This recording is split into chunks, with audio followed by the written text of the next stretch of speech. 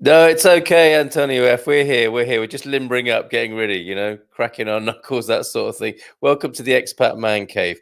Alongside me here, Andy the Doc, maybe Leona tonight, who knows, in Leria tonight, fresh from the Irish bar.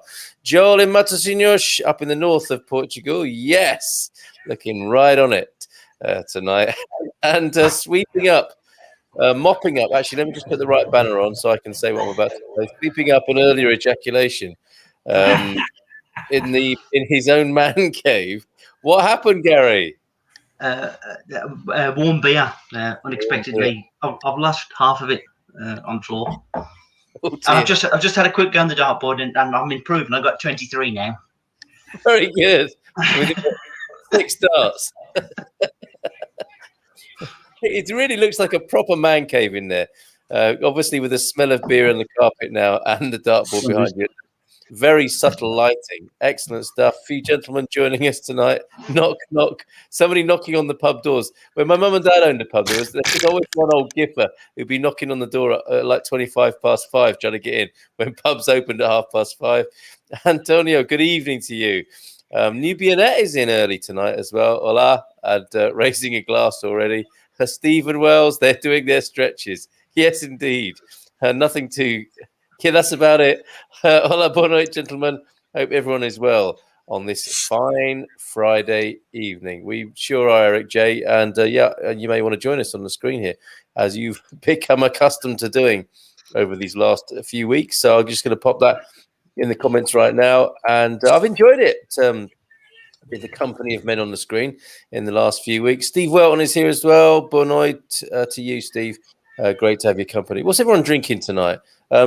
Did you have any other beer apart from the one you spilled, Gary? I've got another one, but it's going to do the same thing. It's over there in the sink. What cool? It's one of the Pauser beers from Mark Gardner, right? Yeah, it might actually be the same. Yeah, no, yours is the Witter beer, isn't it? This is the brown ale, I think. I've got the Vit beer tonight. Eric's here. Eric's joining us. Let's ask Eric straight away. He'll have some fancy concoction from north or south. Some killer brew. Yeah, hold on. I'll zoom in. What's this? Not done by halves. Oh, look at that. Sycamore Fantasyland. What's that got? LSD in it or something? Yeah. I'm not trying it, so I'll let you know in a little while. All right. We'll just keep Woodstock Reserve. Yeah, keep an eye on Eric J. On the screen, so make sure he's okay. How was the Irish bar, Doc? It was fantastic. Really good. Good atmosphere. Draft Guinness, Red Zeppelin IPA. Good food. Frank didn't approve the vegan burger when I was chatting to him earlier, but good chips. Leona had a ridiculous sized portion of chili chips. And brought about 2/3 of it home. Lime pie, nachos, yeah, really good. Great. I'm glad to hear that. It's another nice resource for Leiria, isn't it? And it's part of Portugal. Now there's an uneasy atmosphere now in the man cave because a complete stranger has joined us on the screen. Good evening, David. How are you? Hey guys. And Hello, David. Do we know you as an on-screen name, but not by your face? Well, I was here. I don't think it was last week, just for a little bit at the end. So I do remind. Forgive me. I must have had too many beers that week. What was your second name? What name did you go by? Or how would we otherwise know you? On Facebook, maybe. I think I joined on Facebook with David Durham. Oh, David. Okay, that makes sense now. David Durham. Yeah, it's great to put a face to the name. Good evening to you, and do remind us where you are, David. I'm in Chicago. Along with Steve Welton there. And how are you this evening? I'm doing good. I had eye surgery recently, so I didn't join last week, for instance, because I couldn't see. Oh, yikes. I just had laser correction surgery. But yeah, I'm doing good. Oh, glad to hear it. And that must be quite terrifying. It's interesting, yeah, because I got I didn't have LASIK. I had something called PRK, and the doc might know what this is. With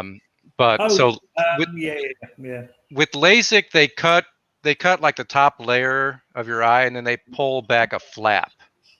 Okay, it's called that's I don't know. That's not the technical term. There's probably a name for it, but they pull back the flap, and then they do that so they can Flapectomy. so they can put the laser and get to the back of your eye, and they got to go through your pupil. Oh, my So word. you have to look at. They have this strobing the light, and they're like, "Look at the light." You know, they keep reminding you to look at the light because even though you have like a clamp preventing you from blinking, you still tend to, you just get tired of staring straight ahead. You got to focus to stare. And so they remind you, of course, and then everything goes dark. But so, and then they tell you you're done. It's a pretty quick process. It doesn't. They've numbed you so it doesn't hurt. And with LASIK, with the flap, they put the flap back, and then they laser it shut, and then you go home and go to sleep, and then the next day you're fine. You can drive and everything. That's incredible, isn't it? Absolutely incredible. And when, like you say, when you've got an eye inside a clamp, it no longer looks like the eye you're accustomed to. It really does look like an organ, doesn't it? When it's separated like that. I haven't seen it, but yeah. Or if you open up your eyelids and look into a mirror and see look at your own eye in a different way, it does look like like Gary said. It's quite the most incredible, miraculous thing, isn't it? And the fact that they can do that as well. And it seems a little bit of a religious experience if you're being told to come to the light, look at the light, come to the light. Yeah. So, I'm not ready yet. Talking of which, it's bucket list night. Talking of going to the light, which I suspect all of you will do at some point. I'm going to say light rather than dark. My dear friends here. I have a very warm place in hell, so I'm okay. Oh, Joel, stop it now. No, it's a cozy place. Come on. With some of the best company, maybe. I don't know. Okay, it's up to you. There's nothing I can do about it. It's up to you, obviously. But we're talking tonight. Your excellent suggestion, Gary. Over to you. Yeah, I just wondered, kind of, we're all of that sort of certain age now, with the perception of a newcomer, David. There's a good few years younger by the looks of it. He's, but you get to that age and you think, well, what have I got left to do while I still can? And I just thought it might be interesting to talk about, maybe where we want to go, maybe where we've been, and what's left on the list. Because I've always wanted to go and see the Northern Lights. And that's one of Linda's, and it's obviously got to be one of those things you can do while you're still fairly mobile. So that's probably top of my list at the moment. I'd love to see the Northern Lights, but the question is when to go, and where. So and has anybody sort of done that themselves, and is it worth it? Because you're going to get cold, aren't you? It's getting complicated as well. My wife loves to travel. She did. Yeah. So in Iceland, it's cold, but they got the volcanoes and the geothermal, so you can just sit in a pool. You warm your feet and you froze your head. Because it does look an awesome, amazing thing that you're probably not going to see anywhere else on Earth. So that would probably been one of mine. How about you guys? Anybody else? What's on your sort of list? Eric, was that one from you? Yes, sir. Yeah, Actually, I've had on my bucket list for a long time to actually go see a Man U game in Old Trafford. So, oh yeah, you and Frank we could go. Yeah, to where's Frank tonight? Frank is on a train. He sent me a message that he's on a train on his way back to Coimbra, and for a mischievous moment, I thought we should ring him. Yeah. While he's on a. Don't ring him on a train, Joe. Why not? Yes, ring him on the train. Definitely. I don't think I'm going to need much encouragement, but if we could also do a little sweepstake, like guess what Frank's doing on the train, right? He's sleeping. Well, He's maybe sleeping, yeah. because he doesn't have a food card. He doesn't have a what? Food card. Food car. No, well, that's why I imagine Frank to be in the bar of the train, talking to the staff. That is not a thing in Portuguese trains, as far as I know. If he's on the Alpha Pendula, there's definitely a bar on those. There is. Yeah, there is.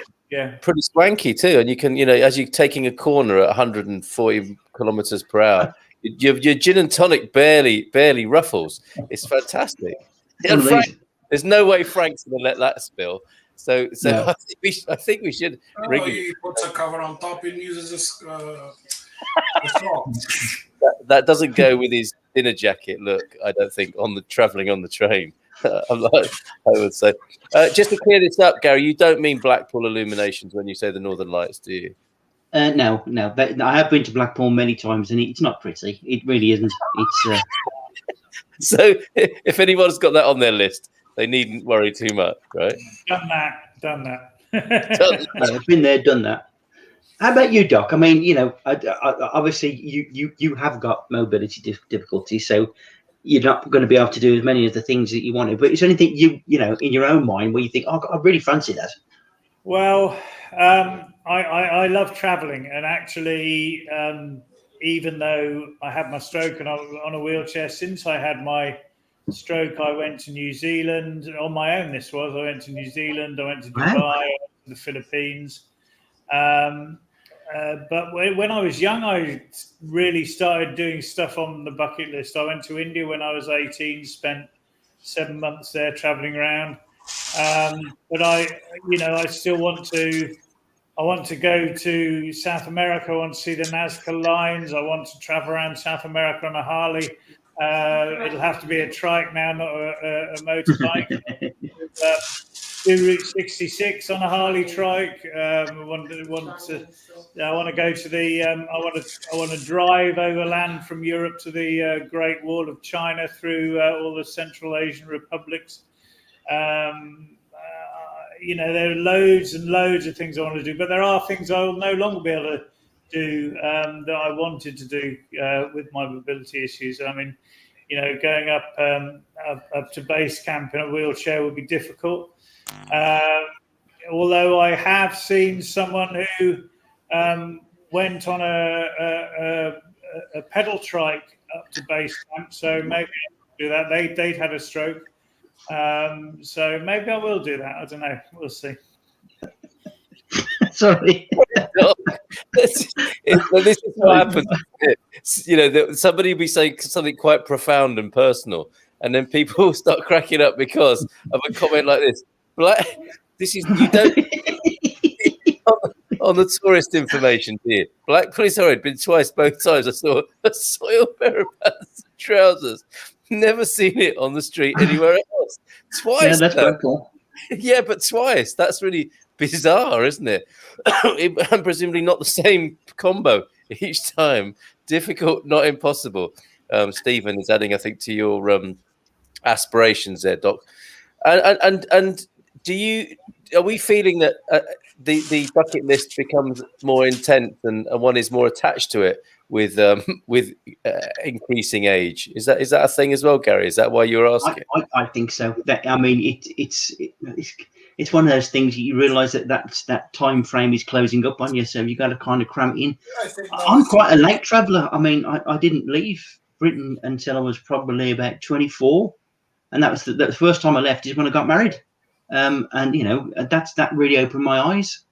And from that moment on, it was travel, and learn as much as you can. And I love to travel, but I was a late starter, but I'd like to do more if I can. And even just here on the local scale in Portugal, because we've been locked down for so long now, there's many things we can go and see. I've not been to Porto. Don't even know what that looks like. So I was here for 6 months and they've been locked up for about 18. Porto is hilly, but things is more softer. Yeah, that's your starter for Porto, Matosinhos, by the sound of it. You can do base camp, apparently, Doc. All you need is a big chopper. Pete's on form tonight, isn't he? And Pete, if you can join us on screen, that'd be awesome. The link is in the comments. It'd be lovely to have your company on the screen as well. But you're a pretty good heckler too, it has to be said. Sorry, that should have been in heaven. All the interesting people will be missing, if that makes any sense. Absolutely, Joao. I imagine you're joining us a little bit later on the screen. Confirmation, the Alpha Pendular trains and Intercidades trains. Yeah, I only use the regular train. Never went in Alpha Pendular or Intercity. So Yeah, those two carriage I ones would be a wasn't bit much sure. to ask for. Although I wouldn't That's be why in Portugal, I wouldn't be surprised if one of those two carriage trains did have a bar selling beer and coffee. That would be it's so possible. Portuguese. And a barbecue carvo. Bloke on the roof doing the barbecue. Barbecue, no. I think that might have been a joke, Joel, because you obviously weren't thinking we were joking about the bar and cafe bit. That's like it's just a given in Portugal wherever possible. Sandy Green is it? Oh yeah, and every station's got a cafe, of course, anyway, hasn't it? Which can't be said necessarily of the train stations I'm used to. Evening all from Sandy. Hello, Sandy. And yeah, Pete reckons that Frank is certainly going to be in the bar having a glass or two. So remember, I need a little bit of encouragement, not much. Time to find out. Carl, let me tell you about the trains in India when I was there. So none of them had restaurant cars, and the journeys were interminably long. For a start, most of the trains at the time were steam trains. And there were routes which took a day and a half when you went the length of the country. So I remember arriving in the station once and seeing a train pulling out, and I said, "Is that the train to Delhi?" They said, "Yes." "Oh no, I've missed it." He said, "No, it's all right. That's yesterday's." But the thing about restaurant cars and the lack of them, the fantastic thing was that. About half an hour before what you might consider lunchtime, people would come down the train and take your order. Never wrote anything down. You told them what you wanted, and in half an hour, when you got to that station, what you had ordered came straight to your seat. It was absolutely fantastic. Yeah. Absolutely fantastic. There is something about service in India, isn't there? I mean, I've been lucky enough to go to India on a business trip. And when I used the laundry, I had my name sewn into the garments, because people can sew so quickly, and these things are so presumably cheap to prepare and make. I had my garments monogrammed for the laundry service. Quite extraordinary.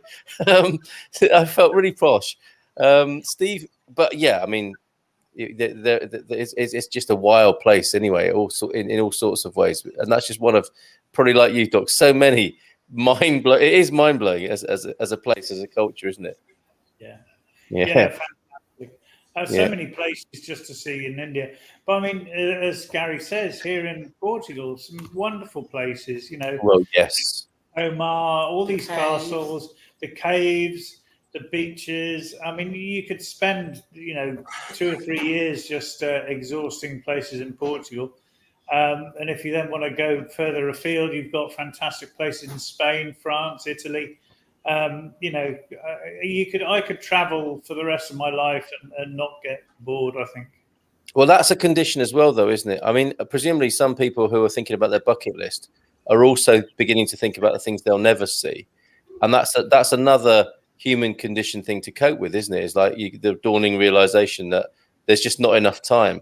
And I mean, the truth is there never was there? There's no way many people could see much of the world anyway. But when you realize that I guess you could be afflicted by sadness and remorse maybe about that fact. I try not to go there myself and be a bit more philosophical about it. I think also you've got the things that are heavily advertised, and do they live up to the billing or not? Yeah. And the things that I've seen that truly do live up to the billing in my own experience was the Grand Canyon, for one, because that's just totally awesome. It's just like completely out of this world. I was completely blown away by that. Uluru at first thing in the morning. That was just so spiritual and so overwhelming, because I was there on my own. And Linda didn't want to get up out of bed. So me out to the viewing platform just before it gets. Did you walk on it? No. But actually, I'll tell you something about that in a minute. But stood there in semi-dark, right, waiting for the sun to come up, and I thought, well, this is a bit shit, isn't it? Can't say much. And you could see this vague outline in the distance, And just as the sun broke the horizon, it just come up out of the desert, appeared, and it just looked like somebody had painted it. It didn't look real. And because I was there on my own, I wanted to say, look, look, there it is. Somebody look with me. And it was just wonderful to see. So I can see why the Aboriginals do value it so much. But going back to your point, David, I learned when I was there that it's a big no-no now to try and climb it because it's very spiritual to them. Mm-hmm. But the other thing a lot of people don't know is that you've got Ayers Rock, Uluru on the one side, and then you got the Olgas, Katijunga on the other. But Katijunga and the Olgas is their true spiritual sort of place, and it's so sort of sacred to them. Sometimes even women won't look at it. The local women avoid eye contact with it because it is the total man cave. It's the total man club. It's where they go to do their walkabout training and be men and take all that. It's no women allowed. Totally no women allowed. But people don't see that for some reason. And that's another aspect of this, isn't it? Is the things on the bucket list are the official things that are the touristy things that you're meant to see. And you mentioned there one that's like on the other side of the moon kind of thing.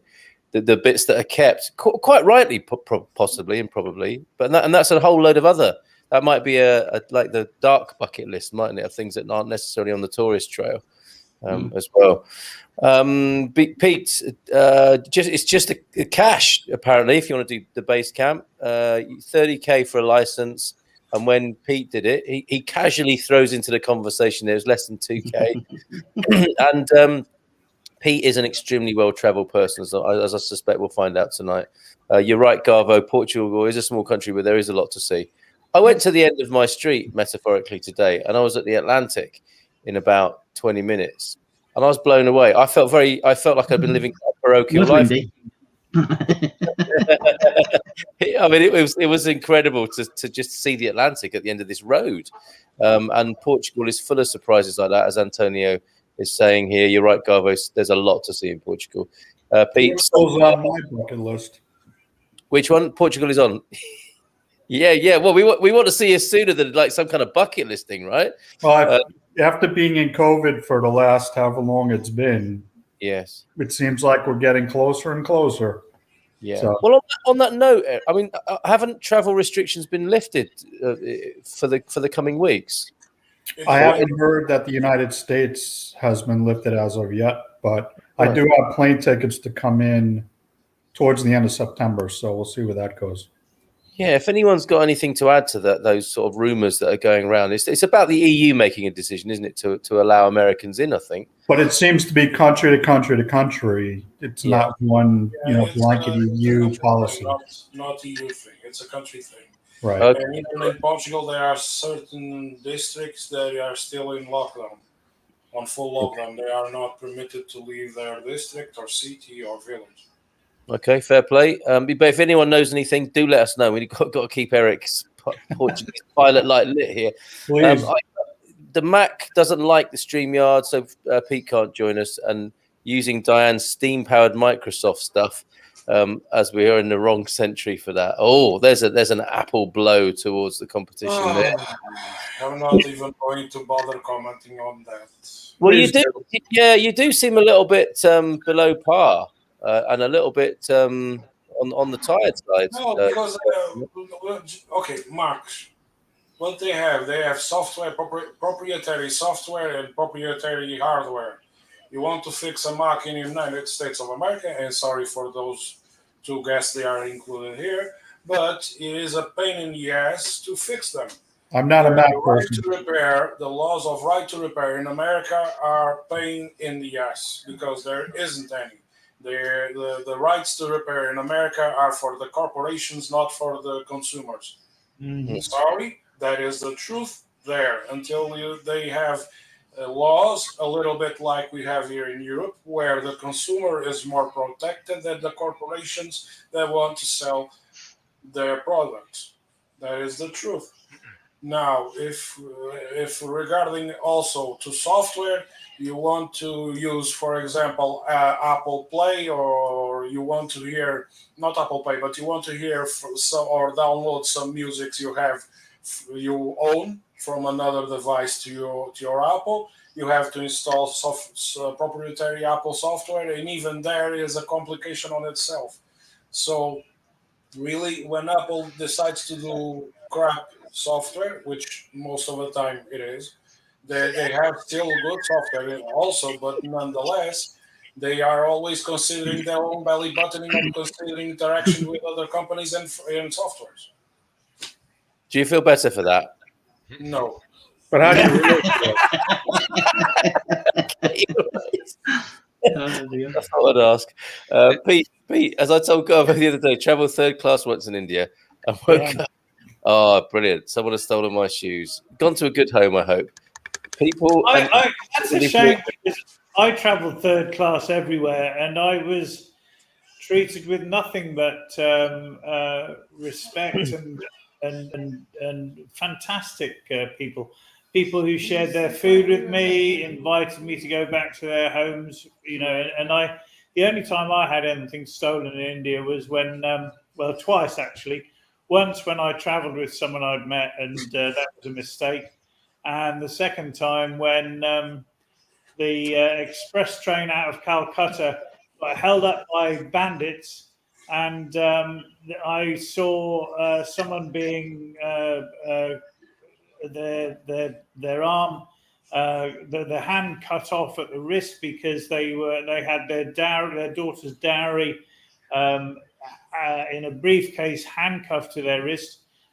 He wouldn't give it up, so they cut his hand off to take the thing off. And I had some money stolen at the time, but that was frightening. These guys with guns and everything else. But I'd still go back there and repeat the experience, because all in all, it was fantastic. And if I was waiting for things like that to happen, I would never have gone. Indeed.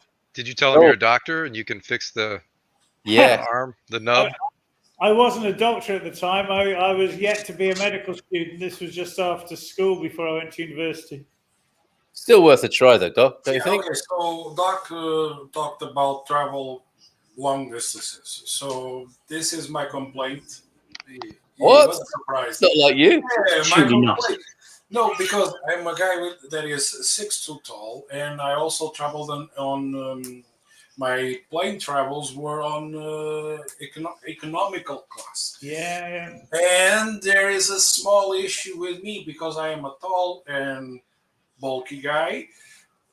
Things tend to be a little bit tighter, and I don't enjoy sitting on the same position 2.5 hours on a plane just like this, and the seat starts to be uncomfortable. So you try to move a little bit, the seat starts to be uncomfortable again. You want to cross your legs, and you can't because you have a chair in front of you. So that was you sitting behind me.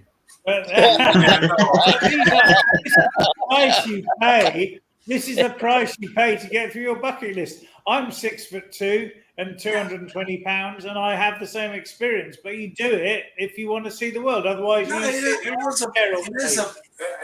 I traveled on two companies. I traveled in TAP and I traveled in Lufthansa, and both the companies had the exact same experience, which is uncomfortable travel.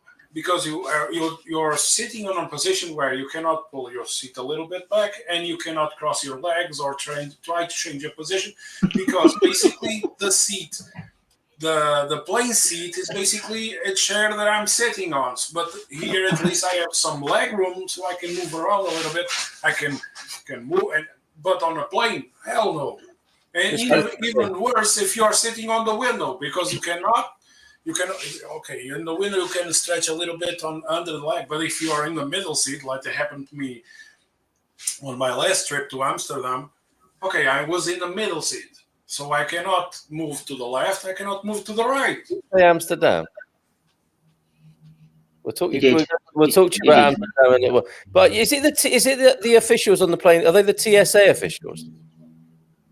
The security, the air marshals. Yeah, If I was on this plane and Joel was on it, and I saw him 6'2" bloke fidgeting after 2 hours, looking really uncomfortable and grumpy. I'd be keeping my eye on him, thinking, what's he up to? He looks a bit of a risk, doesn't he? Did it make you? Did it make? Well, I've got just a vision of Joel sitting on the plane with because he said he likes to cross his legs. I've just got a vision of Joel sitting on the plane like, you can't do that here, Joel. Sorry, you can't. Absolutely. Don't cross your legs. The worst was I went to Amsterdam, and the flight there was the most horrible thing and experience I ever had in my fifth flight, which it was basically turbulence all the way up to Germany, to Amsterdam. Sorry, it was bumpy. Okay, let's rise a little bit. What happens when you get there? Let's lower more. I was in a point because, and the funny thing was, I was watching through the window. I could see the tip of the wing, and you know when you are flying and the tip of the wing goes like this, starts flexing too much, and you are, this is not going good. This is not going well. Okay. Did you need to relax? Might break because the turbulence was that strong. Really, the captain, the Portuguese pilot, was awesome because it was always, I'm sorry, excuse me for this turbulence. I didn't manage to encounter this. I will try to fly higher. Turbulence didn't pass. I will try to go lower. So we have always this constant of 100 feet up, 500 feet down, all the time, all the flight back there. Smooth ride on the way back home, but hell no, to Amsterdam, you got to go to the bumpy ride. People, to be fair though, Joel, people are usually more relaxed on the way back from Amsterdam, aren't they? Yeah. I guess I'm glad I didn't pick TAP to fly over to Portugal. No, don't pick TAP. Take another plane. It stands for take another plane, doesn't it? I think. There you go. Don't pick TAP. Yeah. Not because of the people that work there, because the most, if not the majority, if not all the captains that work for TAP are former Air Force pilots, Portuguese Air Force pilots. So they have the credentials, they have the experience, they have the knowledge to fly planes. Even though they have fighter experience, they have the certificate to fly all the planes in service of TAP.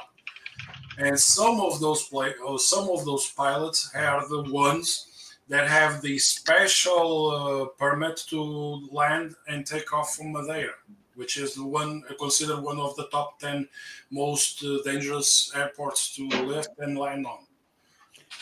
But it sounds like maybe they're buying used equipment from other airlines. Let's face it, military pilots are not trained to fly with comfort in mind, are they? So, I mean, they might be safe, but I wouldn't suggest that they were worried about comfort too much. Yeah, it could be interesting. Comments, guys. I need to catch up with the comments here. Was this one of my comments exposing myself as a posh boy again, or was it someone else? Posh, or like you were back at primary school? I'm not sure what that refers to, and it was some time ago now. Sorry about that, Stephen. Charles is here. Good evening, Charles, in North Carolina. One of my list, one from my list, is seeing a Formula One race in Monaco. That does sound like a good experience. Charles, how are you this evening? I agree with Charles. Pete, it must be a unique experience to watch. Yeah, of course. Yeah, a Formula One race, I think, is a good thing. And Monaco is a luxuriant, exuberant place to watch a Formula One race, and that's really one of the most iconic tracks there is.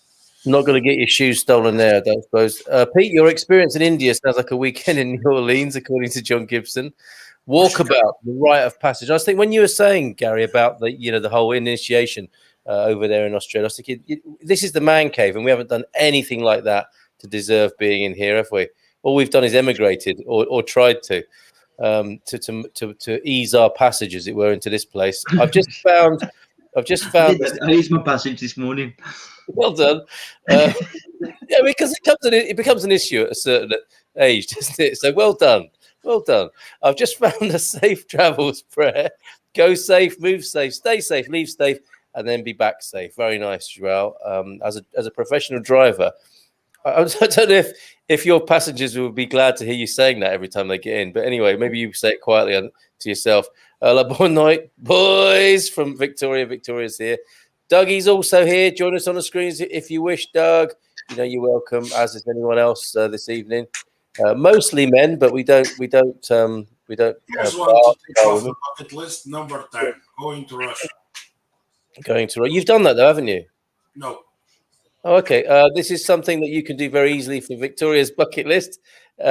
Sorry, hold on. Picanha. It's actually I enjoy that as much as Victoria these days. I think so. I'm almost wanting to do myself really. That's far too sexy, Joel. Gary's never going to be able to now. Doc, I still travelled a lot by train in India, just first class when it was an option for Pete after the shoe thing. Probably it was still quite good value buying another pair of shoes, I suspect, Pete. Or you maybe ordered them like Doc did. I don't want anything to eat, but could I have another pair of shoes? size 11. When we get to the next station, please. Thank you. I find planes uncomfortable as well, says Doug. I always choose an aisle seat. That sounds like one going to an island there. I was told my mum's mother used to say, if I can't go first class, I'm not going. Guess what? She never went anywhere. And Stephen, plane seats fit the average person, as no one is average. They are crap for everyone. Yes, like so many things in life, right? Question for you guys. My brother worked for and in travel, and he did a lot more damage with travel. Do you think COVID may have made places more varied and interesting by not having the same tourist ghettos created? I mean, what can you do? What can you do about that? Go on, Joe. Maybe because, for example, Porto was deserted, basically. There wasn't no tourists, no usual tourist traps, and there were the same shops and everything else, but there wasn't so much conglomerate of people on tours and everything. So it can be a good thing. Tourism be on a little bit on the downside, so we can boost up a little bit of our energies. Yeah, but when you count on tourism, that's the downside, right? Yeah, indeed. There is no commerce because there is no sales on tourism. But then again, the local population can breathe a little bit of fresh air. Yes, yeah. Well, we'll see. I guess we need a little bit more freely without any concerns about behaving, so to speak. Some advice to you, Joel. Nighttime pain reliever. I mean, that sounds like something you're going to Amsterdam for, but I suspect that's something like, is it Tylenol or something like that? Night nurse, a glass of wine and good music. Joel, you'll be fine. Don't overdo it. Like, can you imagine if they can't actually move you off the plane at the other end? But also, find a cheap flight and upgrade to Economy Plus. There's more legroom. Portuguese man found on Amsterdam flight. Cross-legged.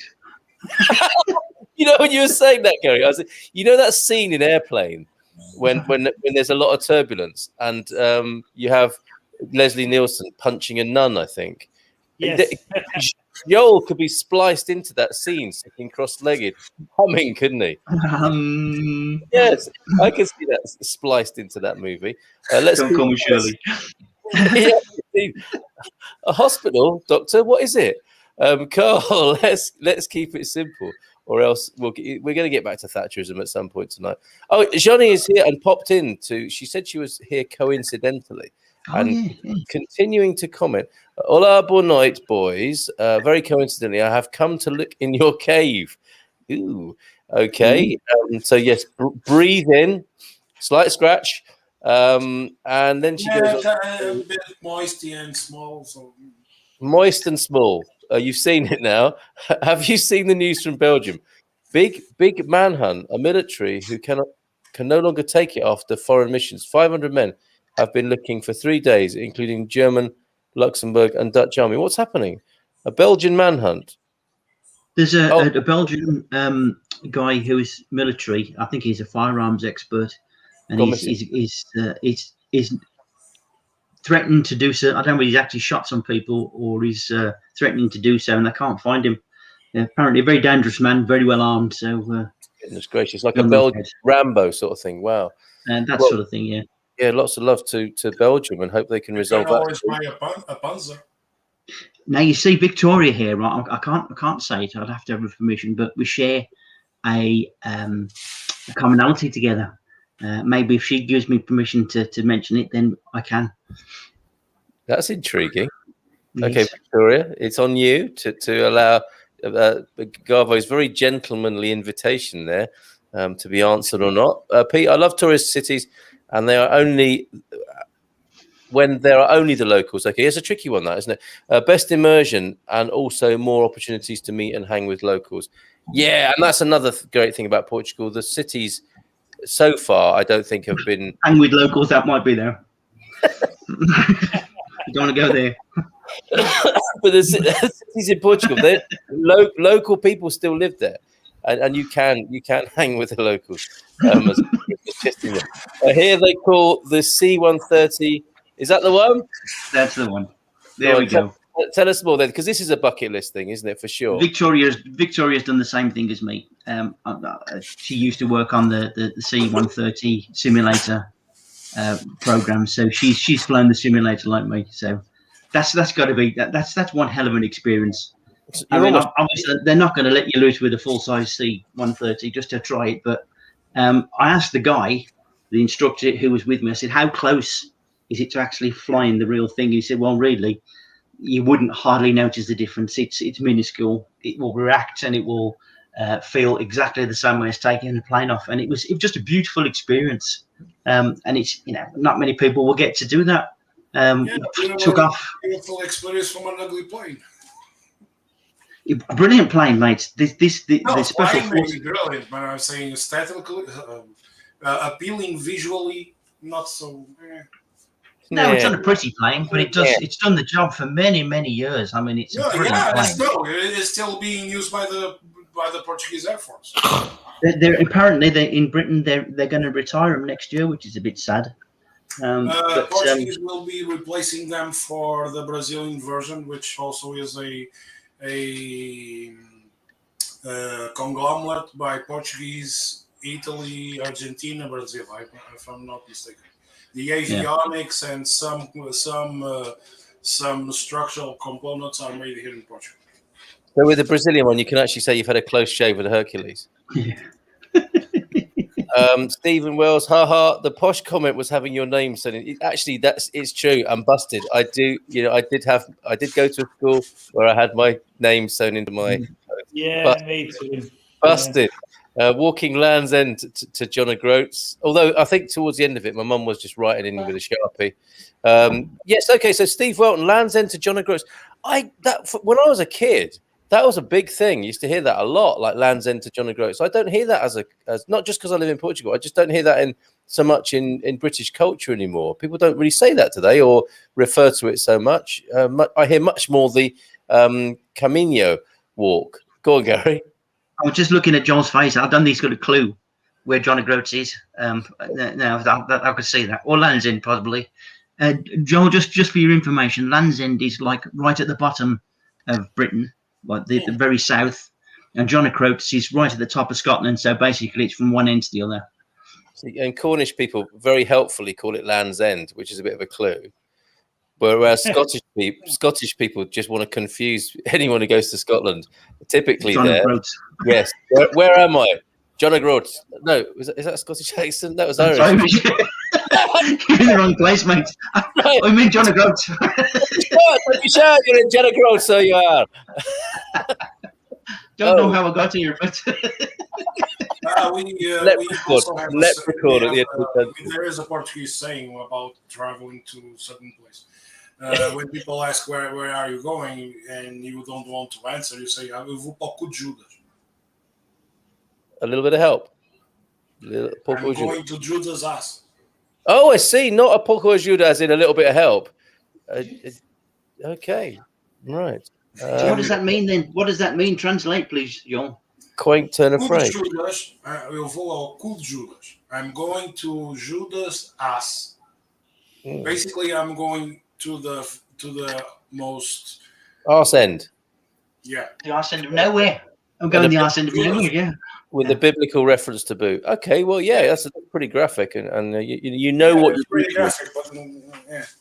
Talking of which, nutritional advice as well. More fiber if you need to ease your passage. Free nutritional tip. Follow Stephen for more health tips like that. Okay, Gary, your moment, please. Not easing your passage. No, you got to find a Bromley word for me to say. That's just not going to work for me. Well, but actually, what you've just suggested, I think, might work. All of us would probably be happy to do a little sexy pronunciation in our local vernacular or accent, right? So the Brummy pillow talk, Brummy sex talk. What's that? I mean, that's probably a thing, isn't it, of some sort? Chicago, love. You want a shag or not? That's how they roll in Brum. Okay. Okay, we are taking requests. If anything occurs to you that you'd like any of these fine gentlemen to utter on the screen, Todd Jones is here, and we probably will get Joel to do another picanha a bit later on. A bit of a late but night. Good to be here. Hey Todd, great to have your company. Glauzio D, who sounds to me like from. I used to buy records made in Chicago by people called things like Glauzio D on the Trax House label. I don't think you're a DJ, Glauzio D, but you might be. Hola, bonoit. Sorry I am late. What did I miss? Where is Joe going? Disney? No, not yet. We're still raising the money. Just another week in Atlanta. Yes, Gary, you can. We got a yes for that, and we already did it. She's a very, very, very smart, intelligent lady, full of surprises. She's a gold mine of surprises. It's true. It's absolutely true. Good evening, João.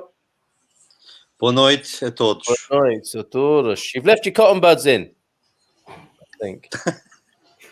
Funniest experience at Sheep Customs. Guy with big dress, a woolly hat, told by customs to remove the hat. The dreads were false. Oh, poor bloke. Poor bloke. He's like trucking through the airport, feeling airy man. And then they make him take his hat off, and the dreads come off with it. That must have been really awful for the poor bloke. That's a Benny Hill moment, then, isn't it? It really is. I can see Russ Abbott doing that one. Had the whole of customs in stitches. How awful for that gentleman. Badly balding, the key phrase there. Is there any other way to go back bald? I wonder. Yes, we haven't talked about baldness, have we? Because this is an issue. Maybe we don't want to talk about it. But we could all compare patches. I mean, Portugal's the only place I've been asked if I want to have a hair transplant by a hairdresser. She just said to me, unlike certain Portuguese men that work for television locally, they are going on that trend of doing hair transplants. I am going the proper man's way, which is if I'm getting bald, go bald all the way. So I will comb it over. Yeah, the proper man's way is combing it over. Did it like Bobby Charlton? I wonder if Joel knows about Bobby Charlton. Where are all the ladies? Says Patricia. The clue is the name of the program. It's the Man Cave, Patricia. Honestly, some of my favourite things to do on my bucket list have been snorkeling in the Barrier Reef. And so, snorkeling always sounds like a sexual euphemism to me, but it's not. I'm sure it's not for you, and I'm sure Barrier Reef is the actual Barrier Reef. And celebrating my 82nd birthday on the trip and being one of the few people who have driven around the go-kart who was a great grandmother. That's fantastic, Patricia. Brilliant. Yeah, it is the Man Cave, but you sound like you're VIP here tonight. And sorry for being smutty about snorkeling the Barrier Reef. I feel bad now. I headed up, says Victoria, the creation of the pilot training for USAF C-130J. Worked with the RAF at Lynham to build the training. Wow! Lynham, oh my God. What a woman of surprises. What fun. So I remember going on cadet camp at Lynham. RAF cadets. Good fun? Yeah, superb. Really enjoyed the cadets. Brilliant. So you learned to fly at 15, learned to fly chipmunks and bulldogs. Fantastic. Isn't that against the law? Probably. It should. If it isn't, it should be. Really? Oh, okay, so the base of the Portuguese Trading Air Force are the T-60, the T-85, if I'm not mistaken, which is an American-based propeller plane. Then we have the Alpha Jet, also, which is a thing that was used by our acrobatic team. And that was basically it. Chipmunks also, some chipmunks, some Learjets also, but not many. Even our president of Republic uses a business jet to travel. So yeah. I can't get flying chipmunks. I just can't get Richard Gere out of my mind. John Gibson is private aviation, very common in Portugal. I found, yes, there are a number of aeroplanes. Yeah, there's a here in the north. There are a couple of smaller smaller airports for private planes. There's your own announcement, Joel, right there. That's a picture. I like this comment. Love my pilots, my co-pilots, and my load masters. Gary, what is a load master? A load master is the guy that's in charge of actually loading the plane. The guy that says, "Put that there. I want that there." The guy who signs all the paperwork off and said it's good to go. Okay. Yeah, an important job there. Tasteless joke just in from Doug. The guy in Belgium who's gone AWOL is Guy Verhofstadt. Finally realised that at last our federal Europe is pie in the sky. Too soon, Doug. I think. Never flew. Did someone just go? I think they did. No, it might be a cow walking past somewhere. Never flew. Never flew in a Talking about cows, just changing subject, right? Because I meant to ask you this. Well, you were a postman for a while, weren't you, Carl? Yeah. In Devon, was it? Yeah. Right. So you'd obviously have to deliver to farms and stuff, and walk past the cow sheds. Yeah. Have you ever noticed, right? That you get the cows that moo, they moo, but there's always that one at the back with a really bad cough. The one that goes. You know what I mean? Has anybody else seen it? You walk past and it's all moo, and there's always the one right to the back, and he goes.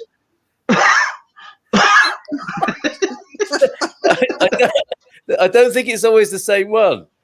No, it probably isn't, but there's one in there.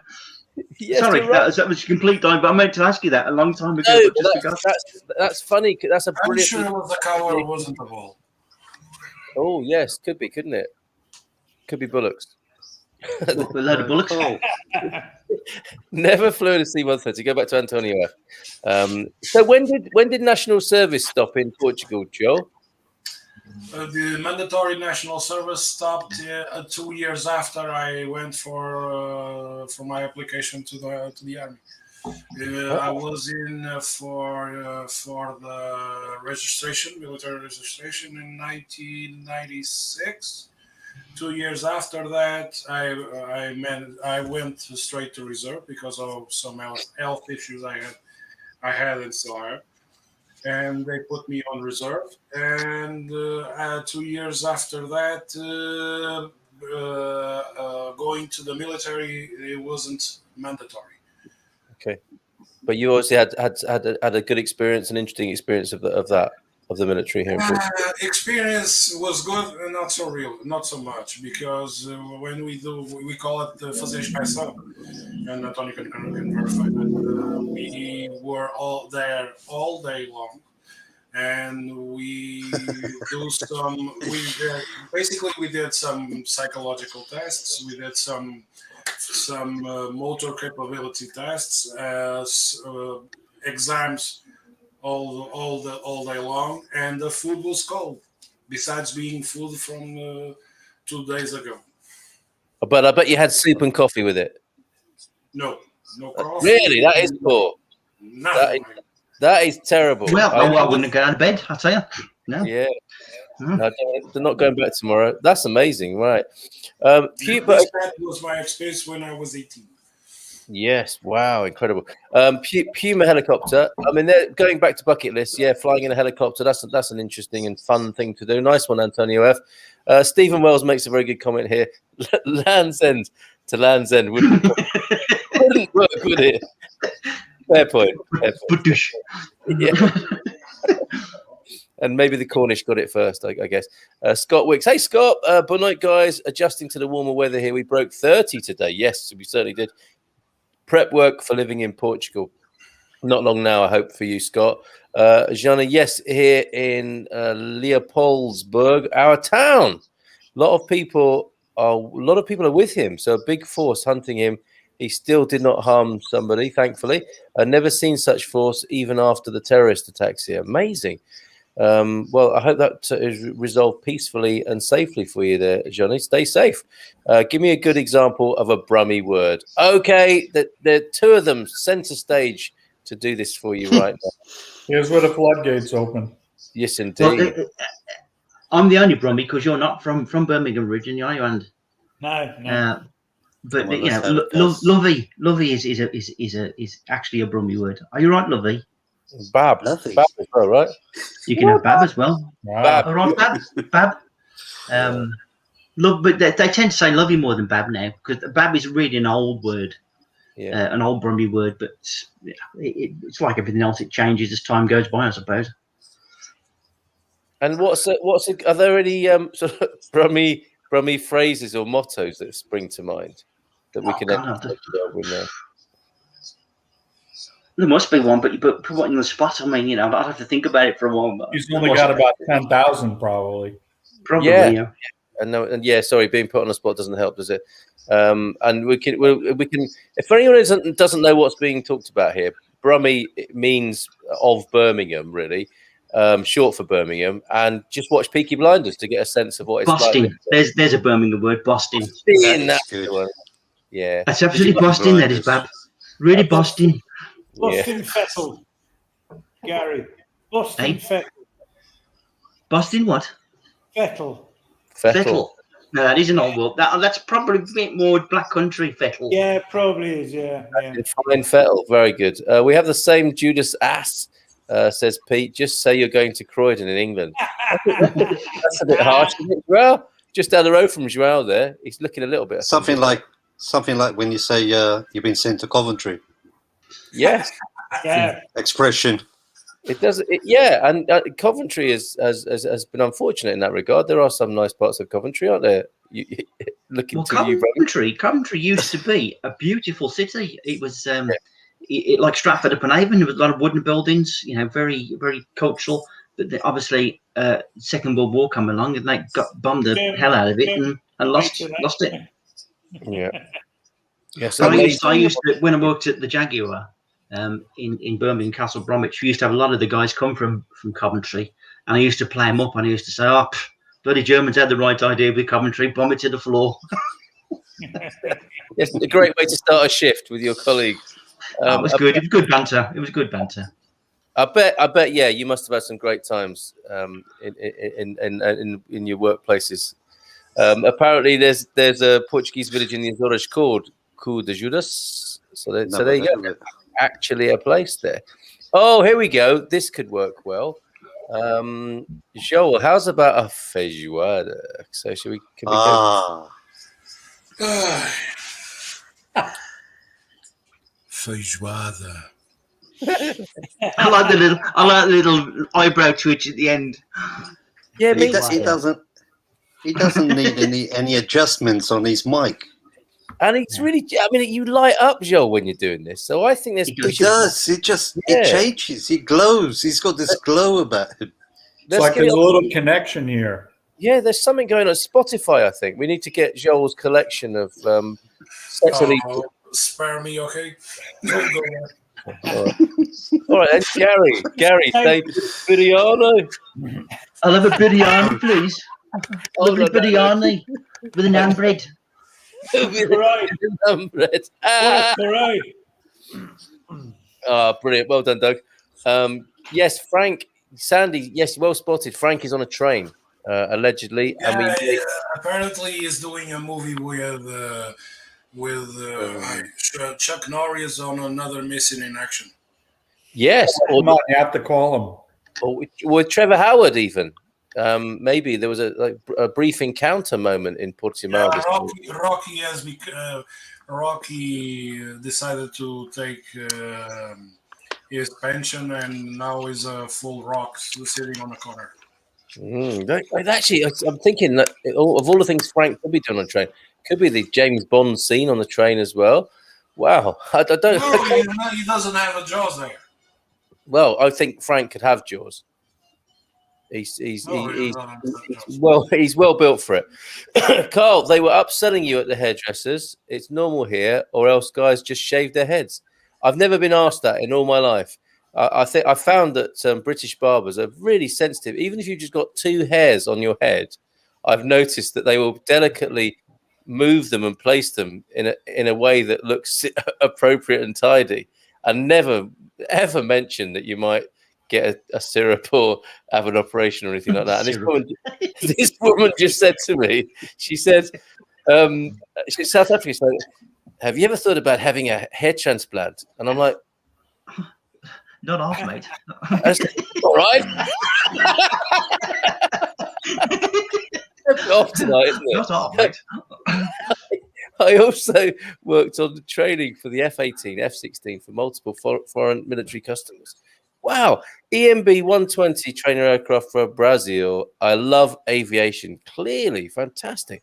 And Gianni's consider that, for example, the Portuguese F-16s are already 30 years old. Yes. Yeah. I mean, imagine you're flying at that speed and you think you're in something like fairly ancient, really, by those sort of aviation standards, right? But obviously beautifully maintained as machines. Portugal rebuild had enough spare materials or supplies, and rebuild 2. Sold about from the 32 is sold. It has an agreement with Romania to sell 10 of them back to Romania. How come you know so much about this stuff, Joe? 2 were built from ground up by the Portuguese. The plane were disassembled. They were supposed to be just parts for the current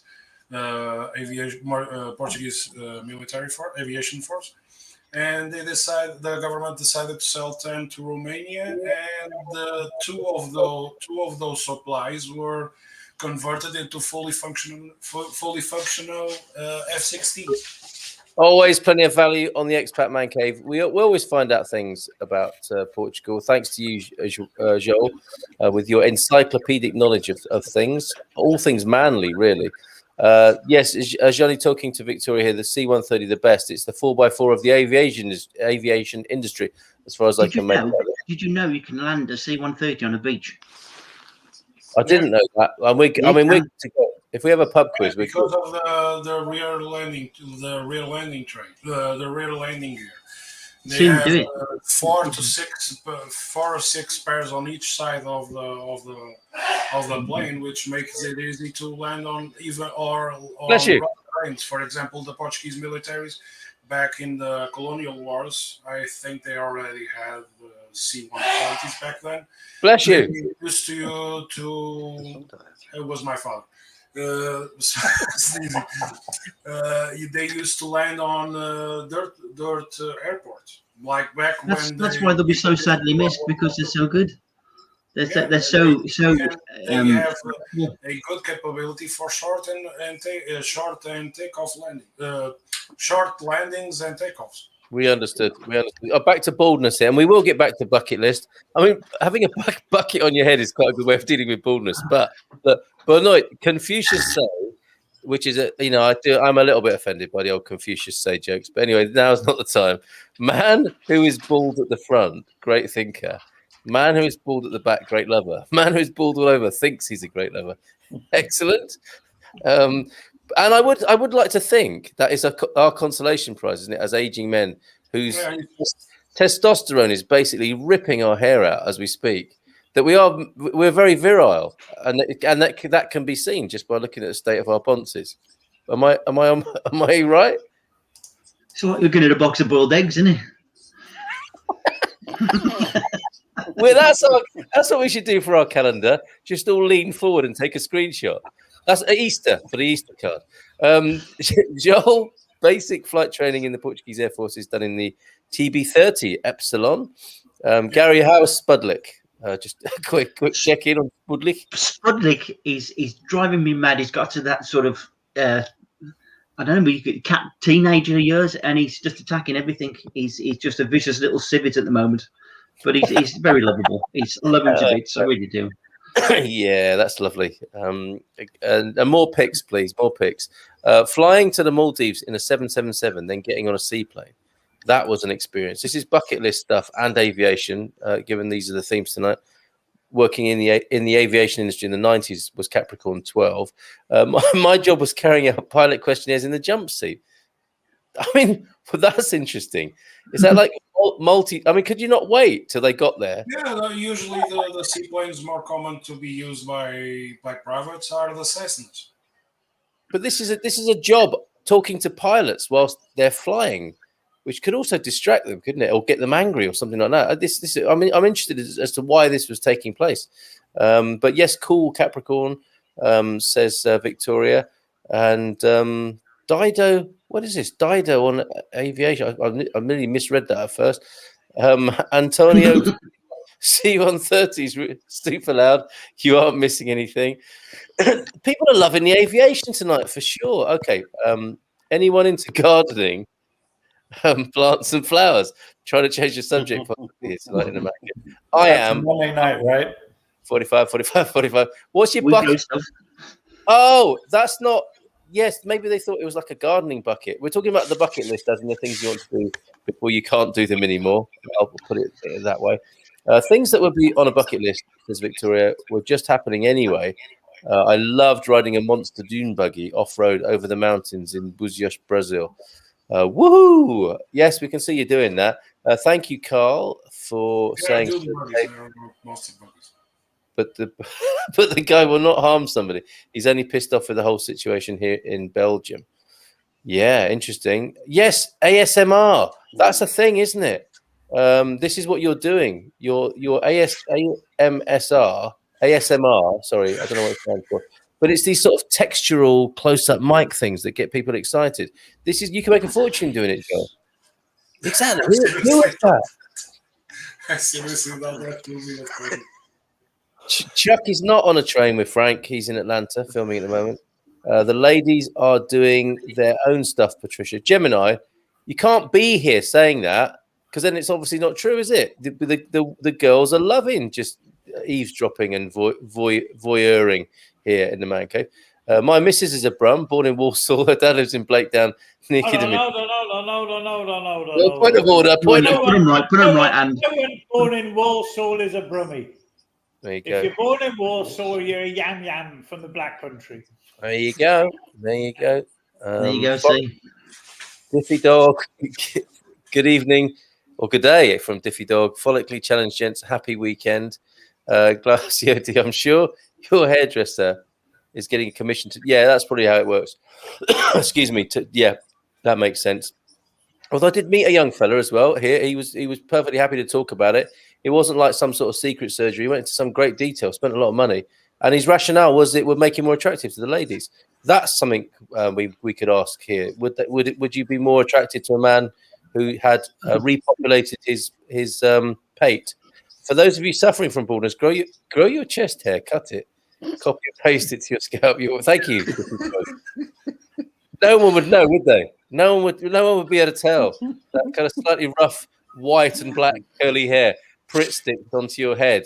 It would just be so, indiscernible to the human eye. It's plain to see. It's plain to see. People love aviation. Very good, Stephen. He's here all week. Friend of mine, Beaters22. The comments are loading really slowly. Squadron leader Mark Long was a Typhoon display pilot, but has now joined the Battle of Britain flight as a Spitfire pilot. Wow. That is one thing I would love to tick off my bucket list. Be on a Spitfire.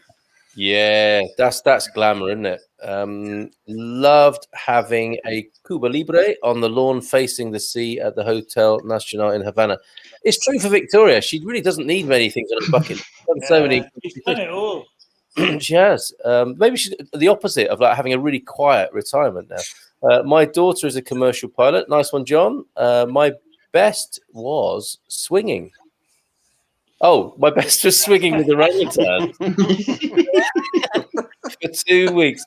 And that might come up. That might come up. That might be a bucket list thing for some of the gentlemen here on the screen or elsewhere. But yes, swinging with orangutans, we should point that out, for 2 weeks in Bukatingi, which sounds like a cracking place. Bucket list is definitely Alfagra's premier urinal. It's about my little sink in the corner. You're not doing it, Pete. You're not doing it. Chris Robinson. Hello, Chris. Douglas, my wife, lived in Blakedown too. I'm originally from Birmingham, but left many years ago and now living in Germany. This discussion has reminded me of home.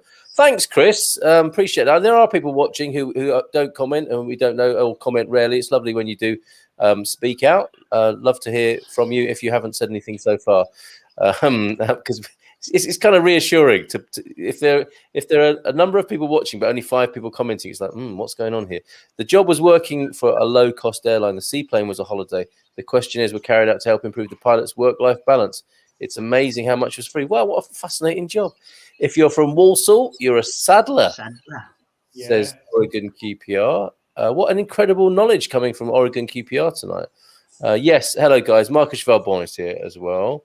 This ASMR is therapeutic noises and sounds. Joel, career awaits you. Stick shift. Stick shift is also a bucket list thing by the sound of it. For Americans, it would be, wouldn't it? And Victoria has a stick shift anecdote here.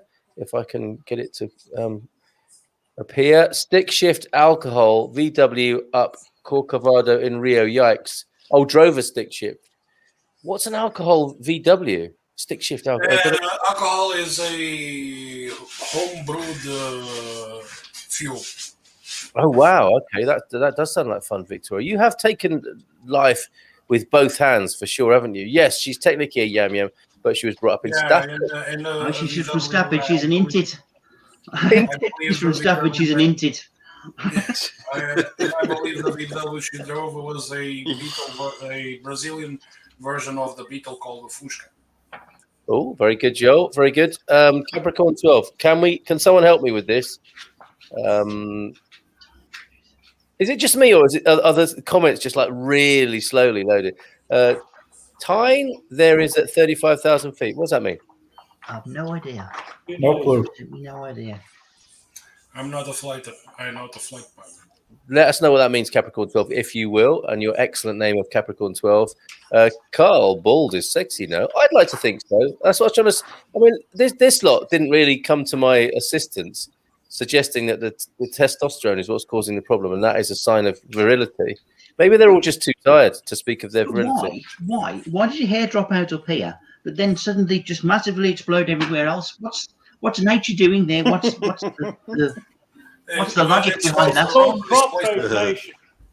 It's called what? Crop rotation. Crop rotation. Yeah, but my head's the only thing that sticks out. Well, sticks out.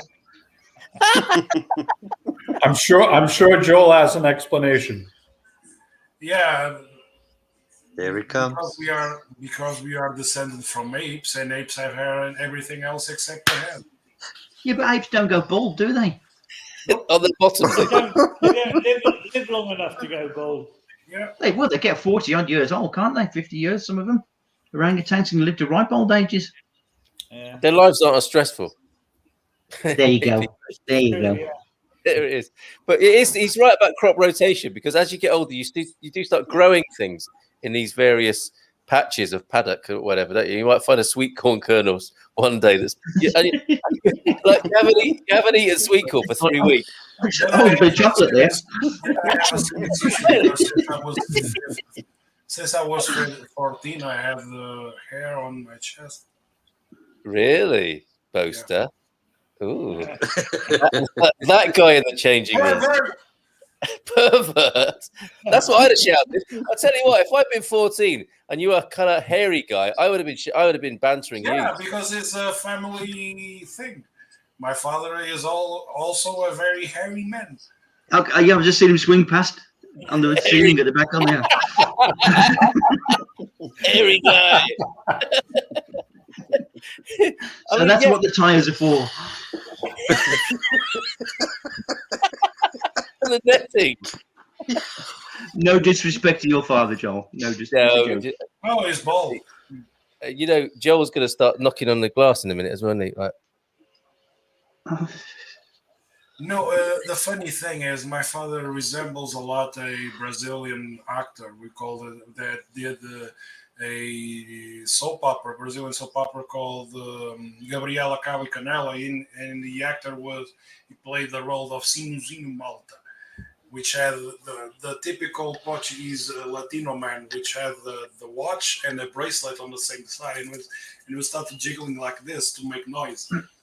My father was a little bit like that back then. He sounds like a character. Love to have him on the Good Morning Portugal show one day, Joel. He doesn't understand English, unfortunately. But you can translate. Come on. That'd be great. Yeah, and you want me to have double work? Oh, yeah, sure. Yes. Dad. Yeah, there we go. Because didn't you show us a picture of your dad once when he was in the army, military? Yes. Yeah, I think I can. Same guy. Because he was a very handsome man, very very handsome man. Yeah, You know? he was starting to be bald, really bad. He was starting to get bald in the younger age. Yeah, it was a shame. But let me see if I will share it on the Man Cave chat. Thank you very much for that. Everyone can share screens here as well, by the way. I'm not used to so I'm sharing two pictures. Okay. Use your beloved Microsoft technology. The badger is obviously a hairy guy. You would think so, wouldn't you? I guess it could be a woman. I'm not sharing two. I'm sharing three because I took a picture of his album and scanned it. So okay, here mate. they are. If you can share it, I don't have it. I will. We'll come back to that. Garvo, can you say? Oh, you can do this, can't you? Are you all right? Cup of tea. How are you? Cup of tea. But these are all a bit black country-fied, you see. And my brothers over in the black country probably wouldn't be very pleased with me doing this. No, but you're miles away, Gary. You're miles away. You're going to be fine. I thought Black Country was somewhere towards Wolverhampton, wasn't it? Between Birmingham and Wolverhampton. It's kind of indistinct, but if you go sort of over West Bromwich, over that sort of way, and then that's where the borderland is. The Quarry Bonk. That's kind of the natural separation. Yeah, well, the Black Country is Sandwell, Dudley, and Wolverhampton, and that is the Black Country. I remember because I lived like for 6 or 7 months up in Shropshire once upon a time. Shrewsbury. Lovely part of the world. Shrewsbury or Shrewsbury? Yeah, I pronounce it Shrewsbury. I can't remember. So talking of, what did you call it? The Quarry Bonk. That does sound like a dogging destination. And the badger said, it probably is, yeah. Yay for swinging. And I guess this might be on a bucket list as well. Anyone a member of the Mile High? No, I don't. Is that even a thing to be considered to be put on a ticket list? Because honestly, on joining the Mile High Club, you are in the tight space on a plane and in bathroom. You would be so grumpy, Joel, wouldn't you? 6'2" in a toilet. Yeah, I was fortunate enough that on the 6 trips I did on planes, I never had a need to use the bathroom because I used to work in a catering company that worked for the airport of Sacarneiro, and I had the ease that I do loading of catering and unloading and changing the food supplies. And also I have the privilege of seeing most of the planes that frequent the Portuguese airports here. And honestly, bathrooms are not the most luxurious aspect of a plane. Exactly, and it's a bit embarrassing if you're the only passenger and you claim to be a member of the Mile High Club. Douglas Hughes. That's because the stewardess was having a helping hand. But that was the news, actually. I think it was a Varig air hostess that did the 3 Mile High experiences. Really?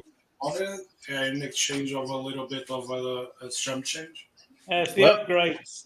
Carl, it was the upgrade to Premier Plus class. Sounds like, doesn't it? I loved watching the fast jets training over Sito and Praia del Norte in Nazaré. Awesome. That must have looked pretty good. Yeah. Climbed. Victoria hasn't finished yet. Look, she's putting us this bucket list. She's won it tonight, hasn't she? Climbed Tipi Darbo in Barcelona. Once the top. Who's he? Yes. Some fantastic brothers. A couple of beers and took the bus home. Another great experience. That yeah, exactly. Glazio D says, "Where has Victoria not been yet?" In response to this incredible catalogue of things. Oh, Carl, the quickest experience I've had of taking off and landing is actually between Madeira and Porto Santo. It's an 8-minute flight. And it's best to do it by plane, presumably.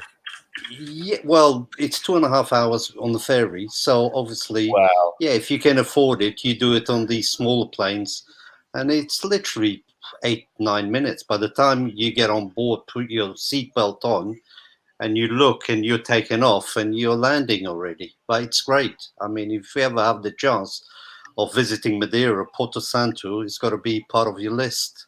And that places to see. Yeah, it's got a beautiful beach. To answer Douglas, the closest airbase there is to Nazaré is Base Aérea Número 5, Montreal. Live research here. I'm guessing as well that air hostess that Joe was talking about doesn't operate on that same flight that you were talking about. Also has a small air museum there.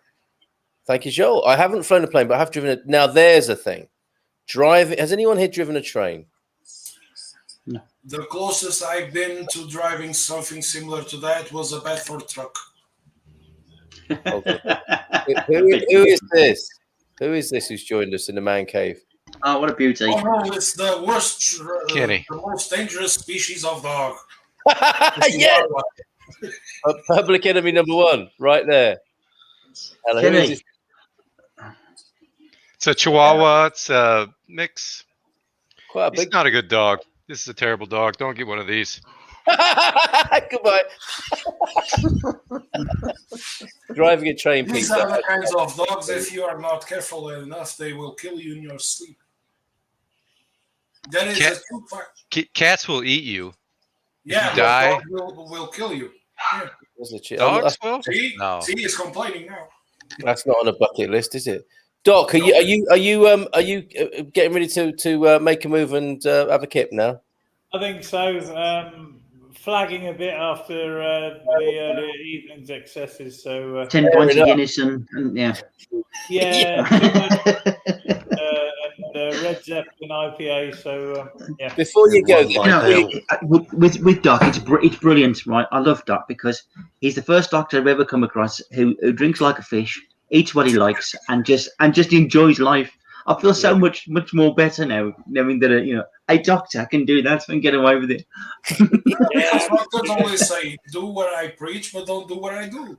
Yeah, absolutely. In answer to Doug asked where the nearest Air Force base was to Nazaré, and the answer is Monte Real, just north of Leiria. Base number 5. Yeah.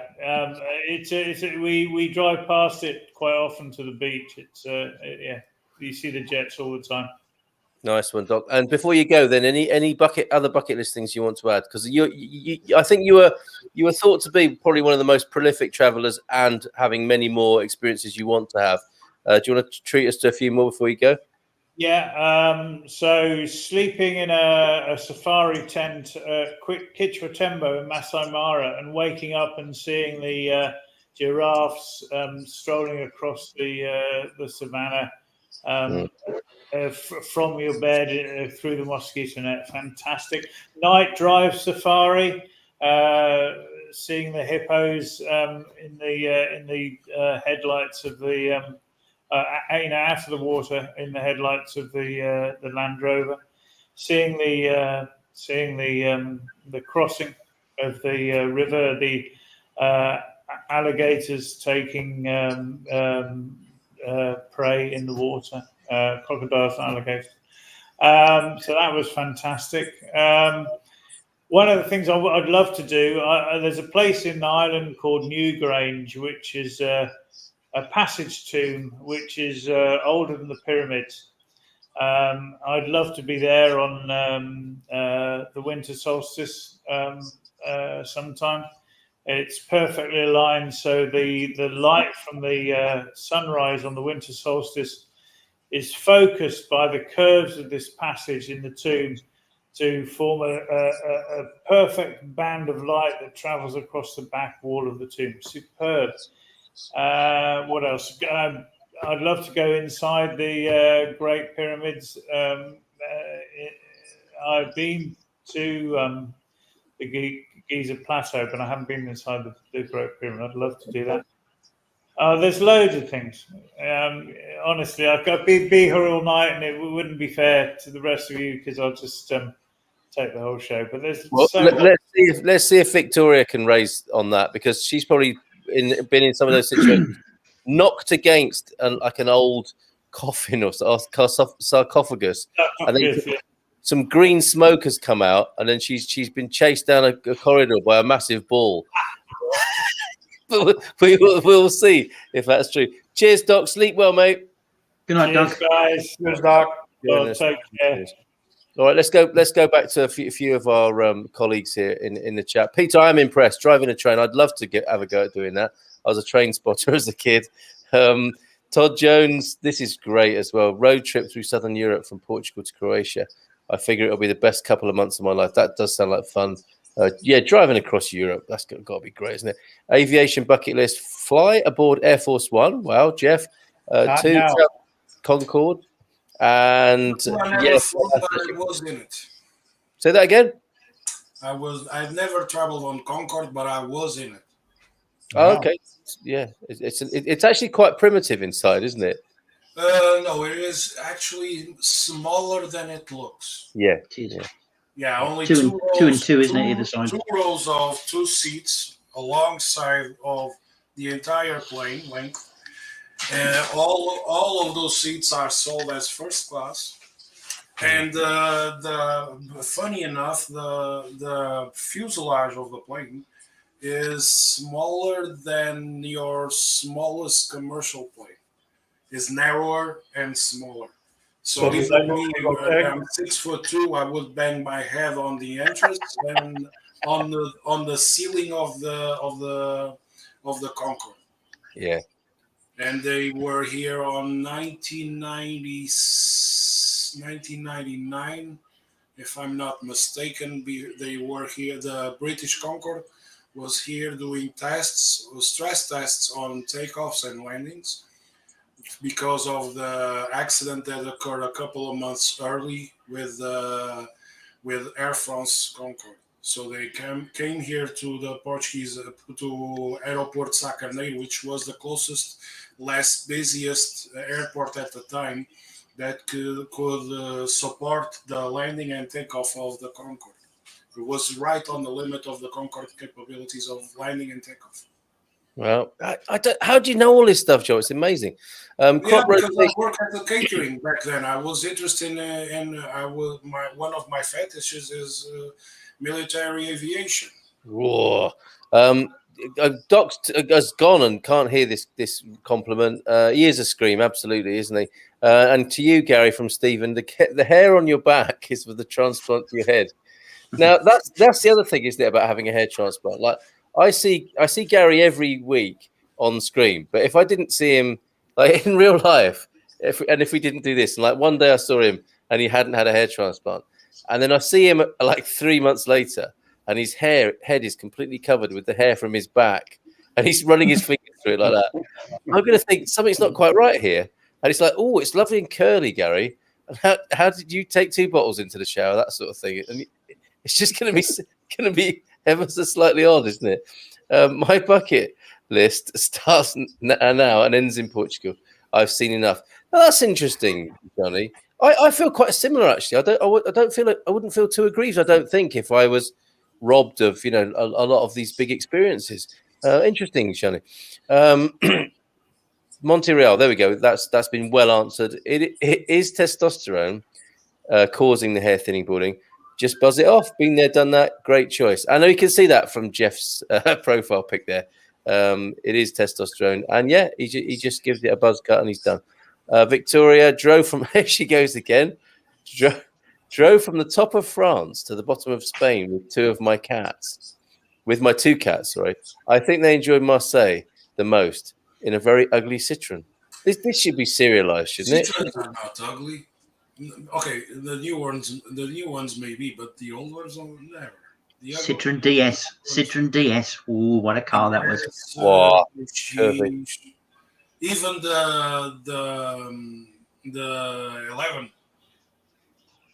I like the iconic shape of the 11. Okay. This may be split over 2 posts now from Capricorn 12. In commercial aviation, especially in the summer months, cabin and pilots work 4 sector days, 4 flights a day. It was important to the air crews to have a good, and we'll come back to that. You're right, Capricorn 12. It is over 2 messages. Yes, great decision to shave it off, says Jeff there. Is our friend with the headphones on mute? Most of the time, yes. Most of the time, yes. There you go, Doug. My bucket list has just one thing on it. Just getting to our place in. This is a condition a lot of people in, right? It's like never mind about the Northern Lights and flipping, whatever else, Australia, Grand Canyon, etc. I just want to get to Portugal. 15 months you've been waiting, Bearders. Sitting on our balcony with a large liqueur Baron. I might have to go and grab mine. Am I not asking for? You're not asking for much, but Reasonable, very reasonable to me. Very reasonable, and that's something that's happened in the last year, isn't it? Is how we're much more grateful for kind of less grand experiences. Yeah. Lima Duarte, what's that about? It was about the reference I made about my father, looking like a character from a Brazilian soap opera. I mistaken the soap opera because the first soap opera that we saw in Portugal was Gabriela Cravo in Canela, and that is actually a known fact. I know that for sure, but the rest I wasn't. And there he is, looking rather marvelous in his military outfit. Wow. East Timor. In East Timor. Wow. Portugal's past in East Timor. Wow. Yeah. Oh no, sorry, going the wrong way. Another one. Oh, so who's this? And my father in the middle. Yeah. And you have the East Timor on the black shirt, and you have the Portuguese military on the right. In doing some serious playing soccer or PT or soccer. Yeah. Amazing. Oh, and there he is in an action pose there. That's fantastic. Yeah. Sorry, how long ago was that, Joel? This was taken in 1975-76. Right. During the colonial wars. He was in the military 2 years.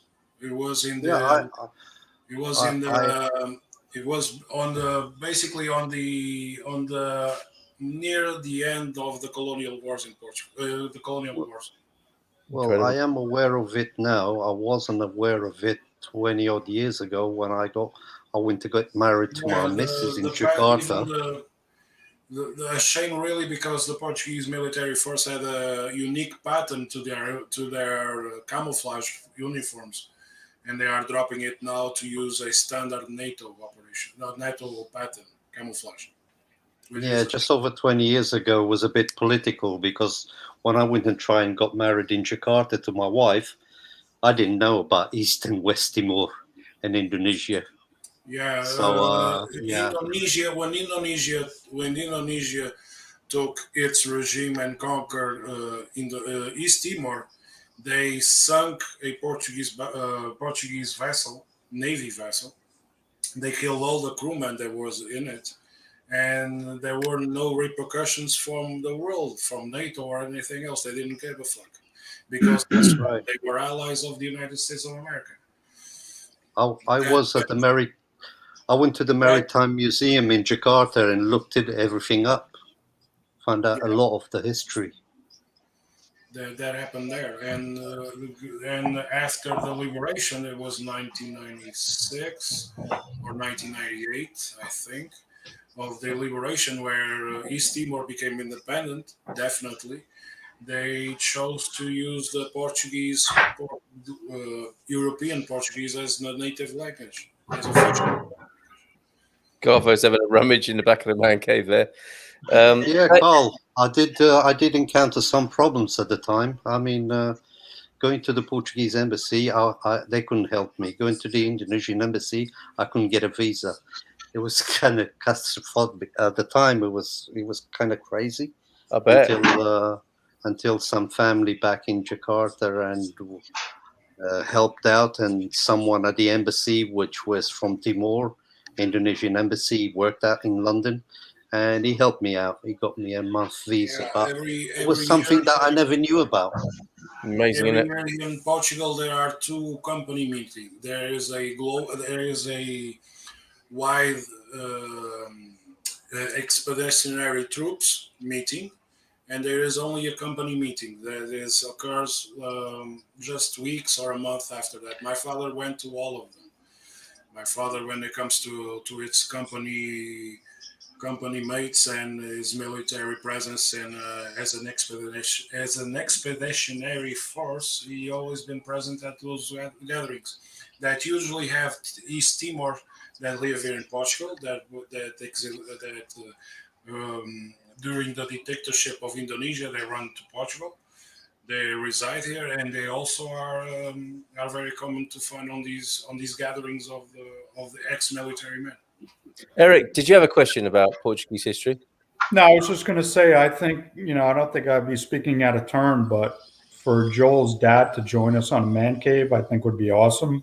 Yes. So maybe he can make that happen. Yeah. I will speak to him if he is available to do it. Yeah, I mean, I think that would be terrific. Early in the evening when we start, it'll be lovely to make his acquaintance, Joel. It really would. Yeah. I will ask him if he wants to do next Friday or something like that. Fantastic. Thank you. Thank you, Eric J. That's great. Yes, Munson, I could be a woman, says the Badger, but perhaps you know better. I'm a bit worried now because when people use a name like the Badger, I don't know if do I know you, Badger? But yeah, I suspect you're going to keep me guessing now anyway. Work-life balance, otherwise they would suffer from burnout. A few employees dated other aviation workers from other companies. The company tried hard to ensure they had days off together. Interesting stuff there with that particular job, Capricorn 12. Yes, Victoria, I'm getting ready to sell my farm. I'm trying to get to Portugal. Same is another, just a simple request to be here in Portugal from Victoria. Sell the Atlantic Gaff and be here in Portugal as well. Mile High, Victoria. 1980s, when the transatlantic flights were big planes that were never full, you could occupy a full row and you could smoke. Just saying. Yeah, you could pretty much do anything you wanted, I suppose, couldn't you? On a jumbo jet that wasn't full up. Yeah. She's just leaving. The jumbos actually had, if you went up to the 747-500s, used to actually have crew quarters with beds upstairs, so you could get the business done there if you wanted to, I suppose. Thank you, Gary. Peter Bleach, actually, speaking from some experience here, by the sound of it, not all is cracked up to be. My ex-wife was over 6 foot. Yeah, it just sounds uncomfortable and quite unromantic. Yeah, I guess it's just it is bucket list tick box sort of stuff, isn't it? Your Englishmen are a little bit weird, but lovely. Good night. That's all right, then, isn't it? Yeah, okay. I'll go with that. Yeah, no, that's none taken. Thank you, Johnny. That's why they carried out questionnaires. The pilots practically wrote their terms and conditions, traded a little salary for better T's and C's. It was a really happy airline. Sounds great. That's what you want to be flying on, a happy airline, don't you? Mile High Club, I fly, and I've never been so fortunate, says John Gibson. There is a flight in the Orkney Islands that is something like 2 miles. Right, you have to be quick on that one, wouldn't you? You would. It's like, can you imagine being a pilot on that? It's like, oh, here we go. Go to the bathroom, get back on the seat. Yeah, there's no toilets on that one. Stuff. starts with a loan of 25 million. So, this is the airport. Should have bought some stock in that one. Sounds amazing. And Douglas has driven a train. I can imagine Douglas with a top hat on, driving Over the engine. Yeah, it is lovely. Jones the steam. Ringo Starr doing the voiceover. Over the engine. Doc loving the catnaps. My father-in-law is 96 and has tactical catnaps. Is as bright as a button. Pete spotted the Doc, snoozing earlier on. A mix of Chihuahua and Great Dane. How did that happen? Who put him up to it? Was that a rat? A rat? Is that right?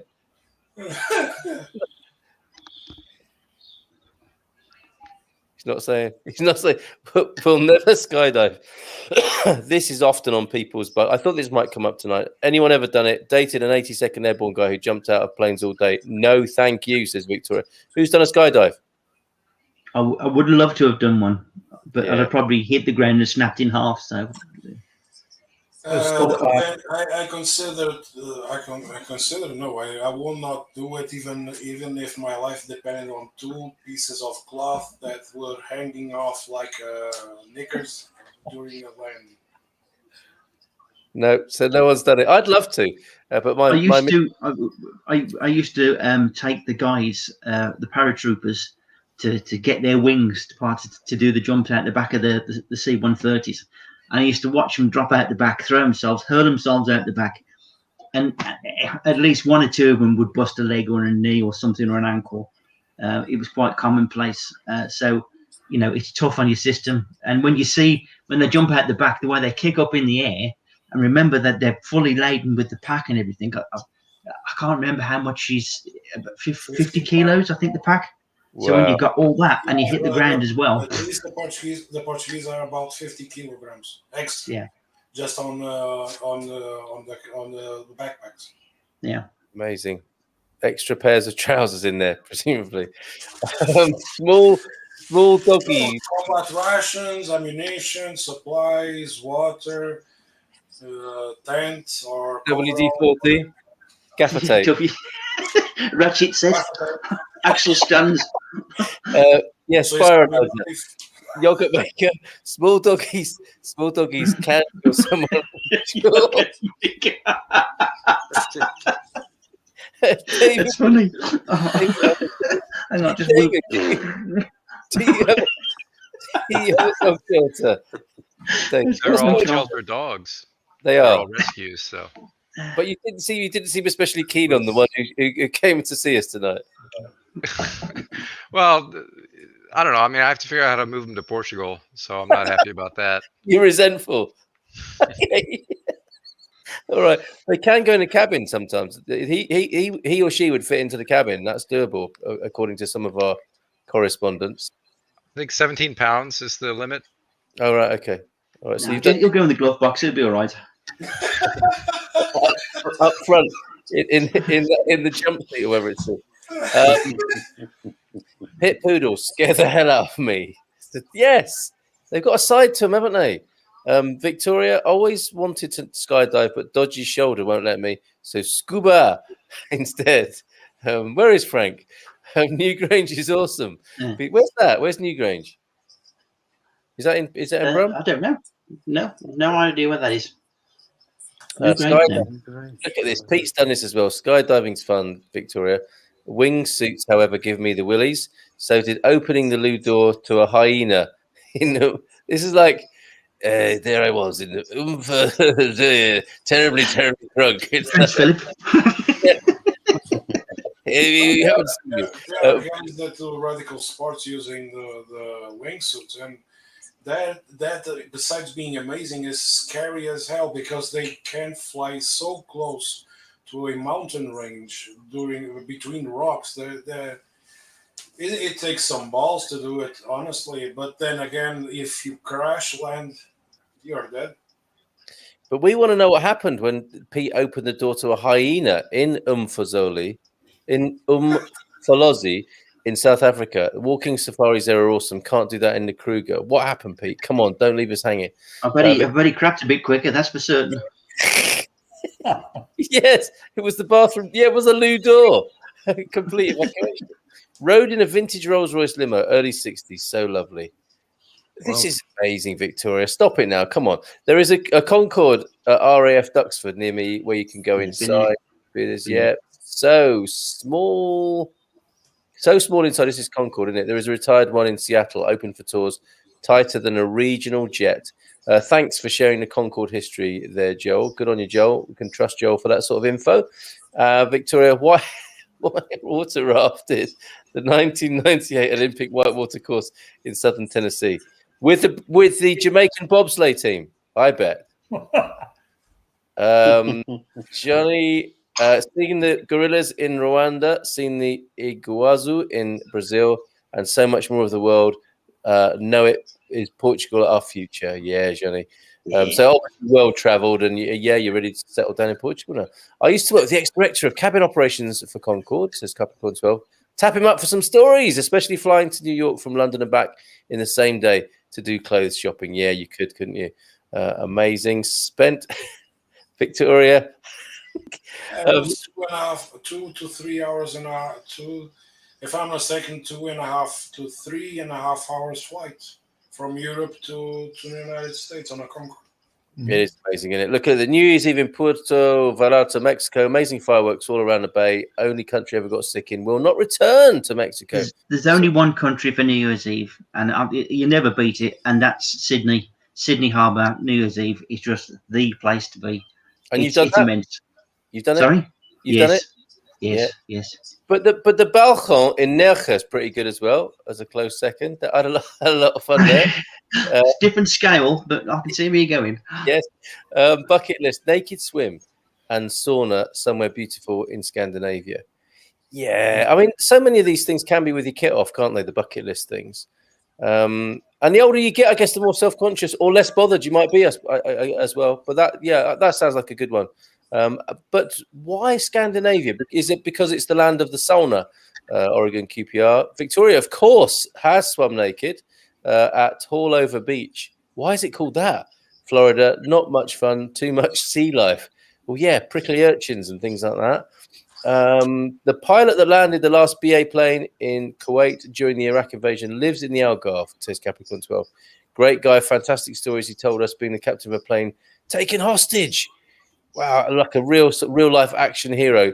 That would be a good evening out in the Algarve, wouldn't it? Going out with that bloke, having a few drinks and something nice to eat down there. You can do it in Portugal, says Antonio F. We have some nudist beaches. Once I get there, I would love to meet you. You have since from the north up until the south. There are plenty of nudist beaches to be enjoyed. Antonio, not a nudist, did not enjoy it. Okay. The Badger, I do know who this is. He's not a woman. He's a very naughty boy. Good evening to you, Jorge. Thank you for joining us. I should have known because you called me Munson in that public school way. Victoria Benson, just feeling free in the water. I love it. I love swimming naked at times I've done it. Johnny, my husband's grandfather fled from Belgium, World War II, to Portugal, and so went to UK via Gibraltar to be dropped as the first member of the SAS Belgium for sabotage, but paid for his life. Wow. Now, I'm aware that reading all the comments out means that you guys aren't getting a look in. Who's wanting to get something off their chest this evening, but is thinking, oh my God, when will these comments ever stop? Eric, go on. Two things. Carl, we haven't heard your bucket list yet, and we haven't spoken to Frank. Okay. Correct. All right. Yeah. Bucket list. I'm really honestly not much of a bucket list person. And I do feel really lucky that I've managed to do some amazing things. Often not because I wanted to do them as bucket list things, but just by quirks of fate. I've travelled and had an interesting life. So I don't know. Actually, it's just how I'm wired or how I think. I don't really have a bucket list. And unlike, I think a bit like Johnny, and I think this, if I were to spend most of the rest of my life in Portugal, it would be pretty awesome. I'm glad to be. Yeah. So should we give him a ring? Hell yeah. It's probably like it's on the train now. So. Well, should we find out? There's only one way to find out. There is only one way to find out. Okay. Frank Vain. Right. Rachel will pick up. Yes, she will, won't she? Frank can't speak right now. Frank's not here right now. Hey, boys. That's what he's going to say, isn't it? Like in the Madagascar movie. Hey, boys. He knows it's me.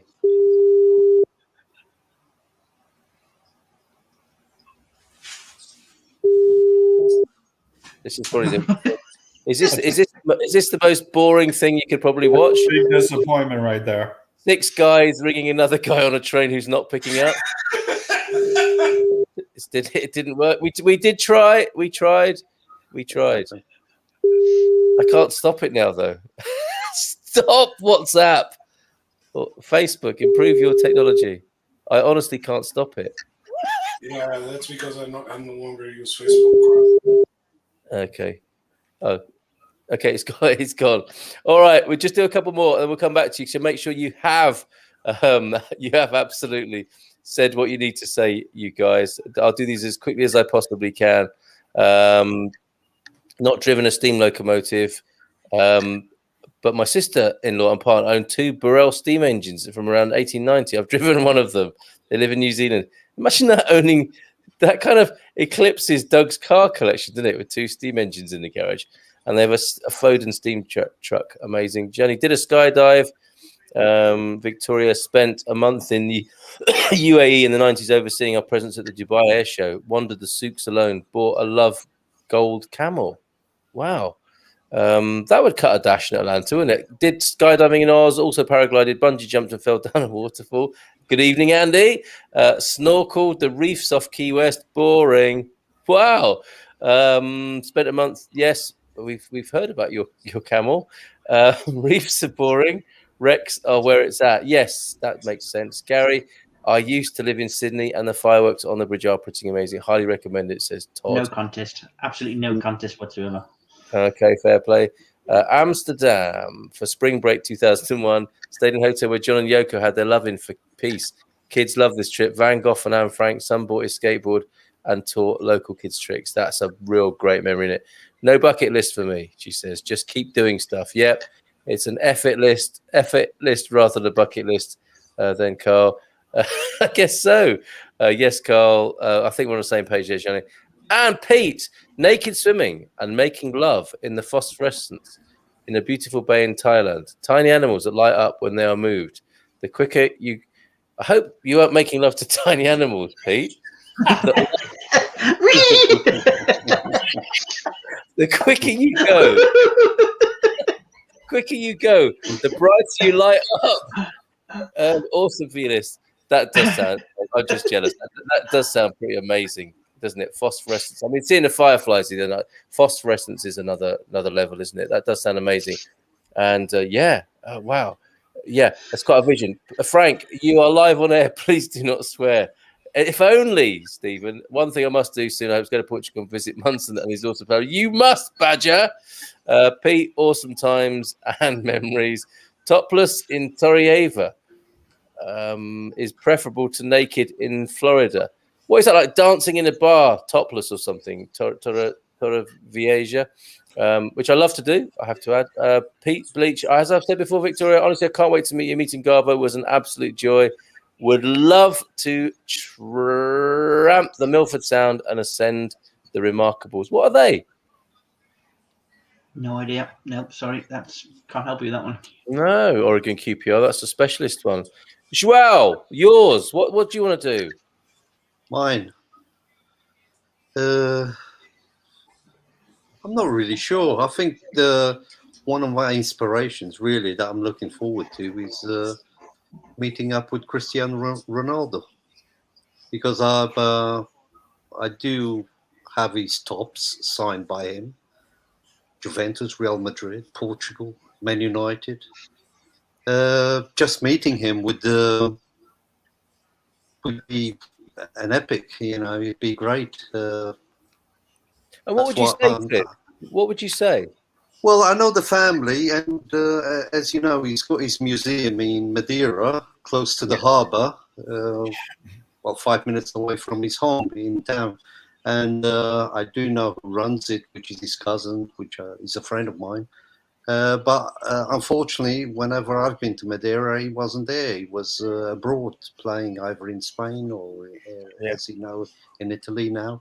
So I don't know what I would say, but thanks for signing these tops for me. Original. You know, what better thing? I don't know. It's taken me a few years to collect them. But eventually I've got them, and it's signed to me as well, my name on it and everything. Amazing. Seems like a meeting is imminent at this point. Yeah. Let's hope so. All depends what he's going to decide to stay in Juventus for the final year of his contract, or is he going to move back to the UK? That would be good, because I would stand a chance of going to Old Trafford.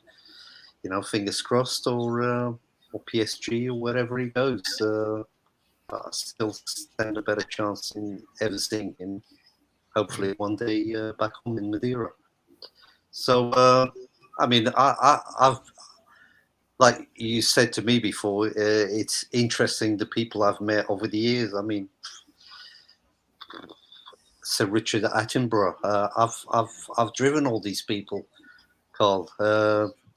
You name it, I know them personally. Had them in the car with me over the years at the BBC. Yeah, so there isn't much that I would. I'm looking to do really in the near future. I think I've done what I've set to achieve. That's a lovely thing, isn't it? That is I've got a personal question to ask you. I ate something earlier on today which really bloated me up and caused me some terrible gas.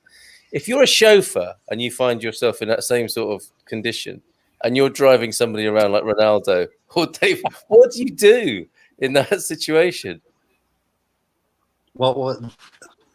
If you're suffering from really uncomfortable and noxious gas and it's just the two of you in the car, how would you manage that? It's a long journey, right? What do you do? Well, the fact that actually happened to me in Indonesia,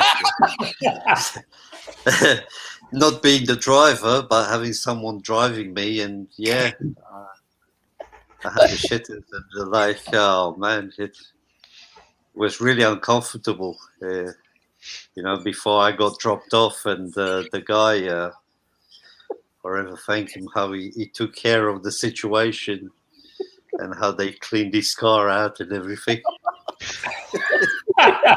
What a mess. Yeah, one time, that's enough. But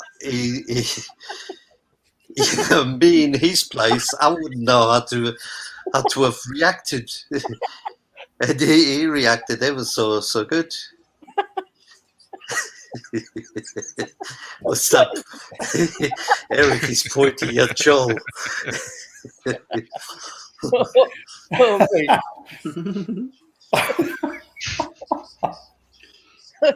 It was bad, mate. It was bad. It trickled all down my jeans. So I'm not going to go into more details, mate. I'm chauffeuring Piers Morgan and suffering from gas. Yes. Jesus. It's a strategic moment there. I drove him as well, if you are able or not to make it a silent killer. Right. I need to see more of Europe. Back to the bucket list. Many interesting nights on the Champs-Élysées. Oh, yeah. He's got some brilliant stories about the Champs-Élysées. There's George here, a.k.a. the Badger, and many side streets of Paris. Plenty of cafes and restaurants at all hours. Shan't share all here. I might though, Badger, if you keep heckling me from the Carl, sideline. it sounds like you need to get him on screen. Yes, George, come on, say hello to us. Have some courage. Tell us about that night in the Champs-Élysées when you were drinking with Americans, and you felt a little bit of lead in your pencil. Joel, say pastel to not.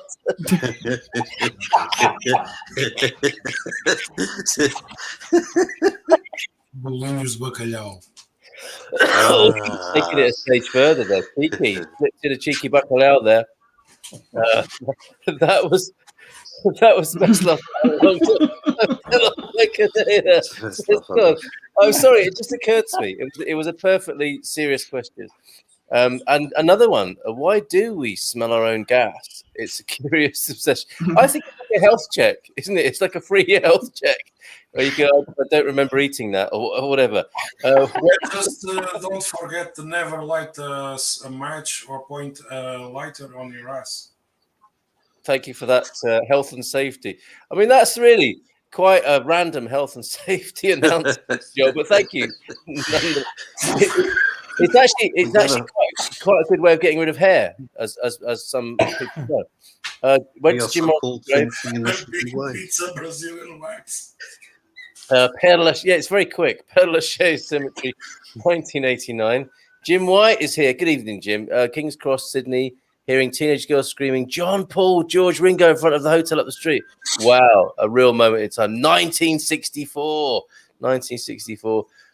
Munson, you make it sound so sordid. Yeah, it wasn't sordid. It's just hilarious, isn't it? I'll leave the details to you. Okay, so this is the story he told me. He's I'm fair play to George. I think it's Christmas time, and he's gone from the UK to spend Christmas in Paris. Like, you know, the stuff of novels and road trips, you know, and he's there and he's getting completely drunk with some Americans. And, you know, one thing leads to another in an evening, and a gentleman may feel the need to express himself. Yes, express himself. So he went back to his hotel room to get some more money out of the safe. This might be a wrong version of the story. I don't know, but this is, and he might not be thinking I'm telling this story now, which is, if I feel a bit awkward now. But he went back to his hotel room to get more money from the safe. And I've never used a safe in a hotel. I don't know if any of you have. It's because it's an odd thing, isn't it? That, you know, you lock up your passport and stuff. I've never done that, but I think the Badger did here, and he fell asleep with his head in the safe while he's getting so far from waking up in the arms of a beautiful Parisian lady. He woke up next morning with like lying face down in a hotel safe, and he saved himself a whole lot of money. I think. Christmas indeed, lots of fun. It sounds. I hope I told the right story there. I'm glad I stayed for a few minutes longer to hear that story from Joel. We'll always associate that with you now, Joel. Lovely guy. David is still walks up and down Richmond Hill. Another Attenborough friends here. An amazing list he has, but his favourite place is still where he lives, and I grew up. He hasn't been to Central Portugal yet, though. Of course, Pete, you'll invite him over, right? Joel, I don't like bacalhau. That's really ruined the mood of the evening. It was going so well. So, gentlemen, I was going to say he does live in a super spot in Richmond, just up the road from the Richmond Bridge. Lovely. Yeah. Overlooking the Thames. Yeah, it's great, isn't it? Beautiful, beautiful place. Yes. Apparently, Mick Jagger as well, or is it Bianca Jagger that's got a place as well, just above. Beautiful area if you can afford it, should I say? Isn't there a really hairy man who lives on an island in the Thames there as well, like a really eccentric character? Pete will know about that. Stig of the Dog. Is that the one in Teddington Lock or something? Yeah, I think so. I think Teddington Studios. Yeah, there's the Pie Island, they call it. Eel Pie Island. That's right. Eel Pie Island. Yeah. Oh dear, this is controversial stuff coming in just as we're possibly concluding tonight. Bacalhau is the worst dish we've had here yet. Crikey! Oh, and more wildlife. Is that an actual domestic pet? Yeah, it's my leftover dog. He decided to knock on my door and sleep and take a little nap, watching me on the bed. Got your back, literally. I'm surprised you kept it so tame. I thought you were going to tell another one. Okay, well, we've saved your blushes there. I only have this one. I don't have any more. And I don't know if we'll ever have any more dogs in the house. This may be the last one. Give it time, mate. Give it time. Look at this. All right, what's going on here? Look at this, Carl. 11 degrees in London. That's miserable, isn't it? Next week, eh? Yeah. It's really nice here, Joel. We're planning to go up to Gloucester in Stroud tomorrow to see some friends that we haven't seen for a while and get together. Oh, yes, very nice. Hold on a minute. It's bring a pet to the man cave night. Hello, who's this? Have we got a name? It's feeling a little bit shy, I think. Bolinhos. Bolinhos. Okay, can you make as we conclude tonight? I think Antonio's right here. You haven't tried the best recipes. Can you sell bacalhau to us a little bit, João and Joel, this evening? And those people who are coming. Actually. You don't like it? No. Oh dear. No, I'm not too much. Yeah, the pastéis de bacalhau actually they are one of the few appetizers I like to eat that has column on it, in it. The pastéis, yeah. Yeah, os pastéis de bacalhau and as coxinhas de frango. They are two of my favorite salgadinhos to eat. Yeah, I'll only go as far as having some ground bico with chopped onions. And Turns out no Portuguese people actually like bacalhau. I don't know. My family will like. My father is from a family of fishermen, traditional fishermen in Portugal, and there is always a thing. My father loves to eat all kind of fish. I personally don't like it. It just is skipping a generation with me. It is. I thought there was like 365 ways to make it, so you got to find at least one that you like. Exactly. So yes, that can be a mystery that hangs there. David, we didn't hear much from you about your bucket list business. I don't have a bucket list. That's too young, really, I guess.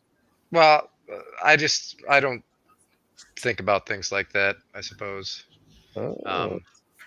I'm not trying to complete something, for instance.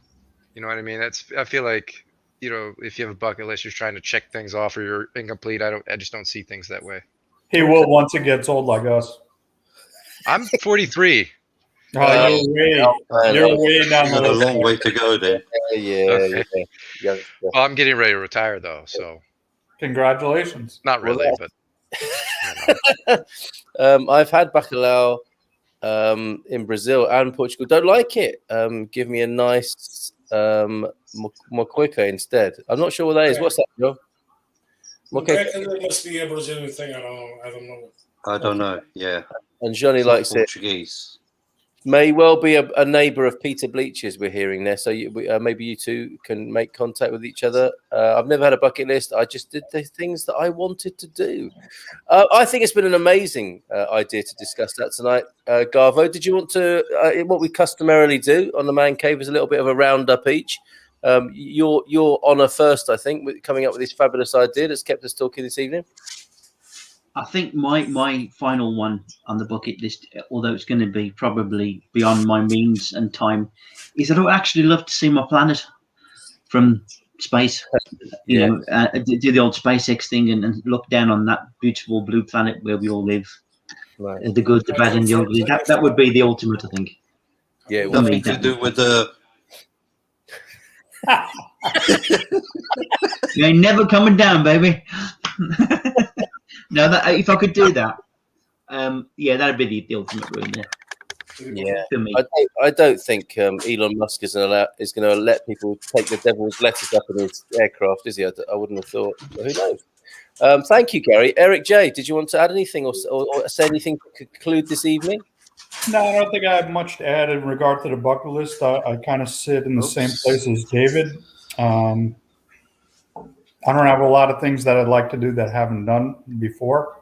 But I do want to touch on one thing from one of your Good Morning Portugal shows from earlier in the week. Oh, yeah. In regard to being thankful.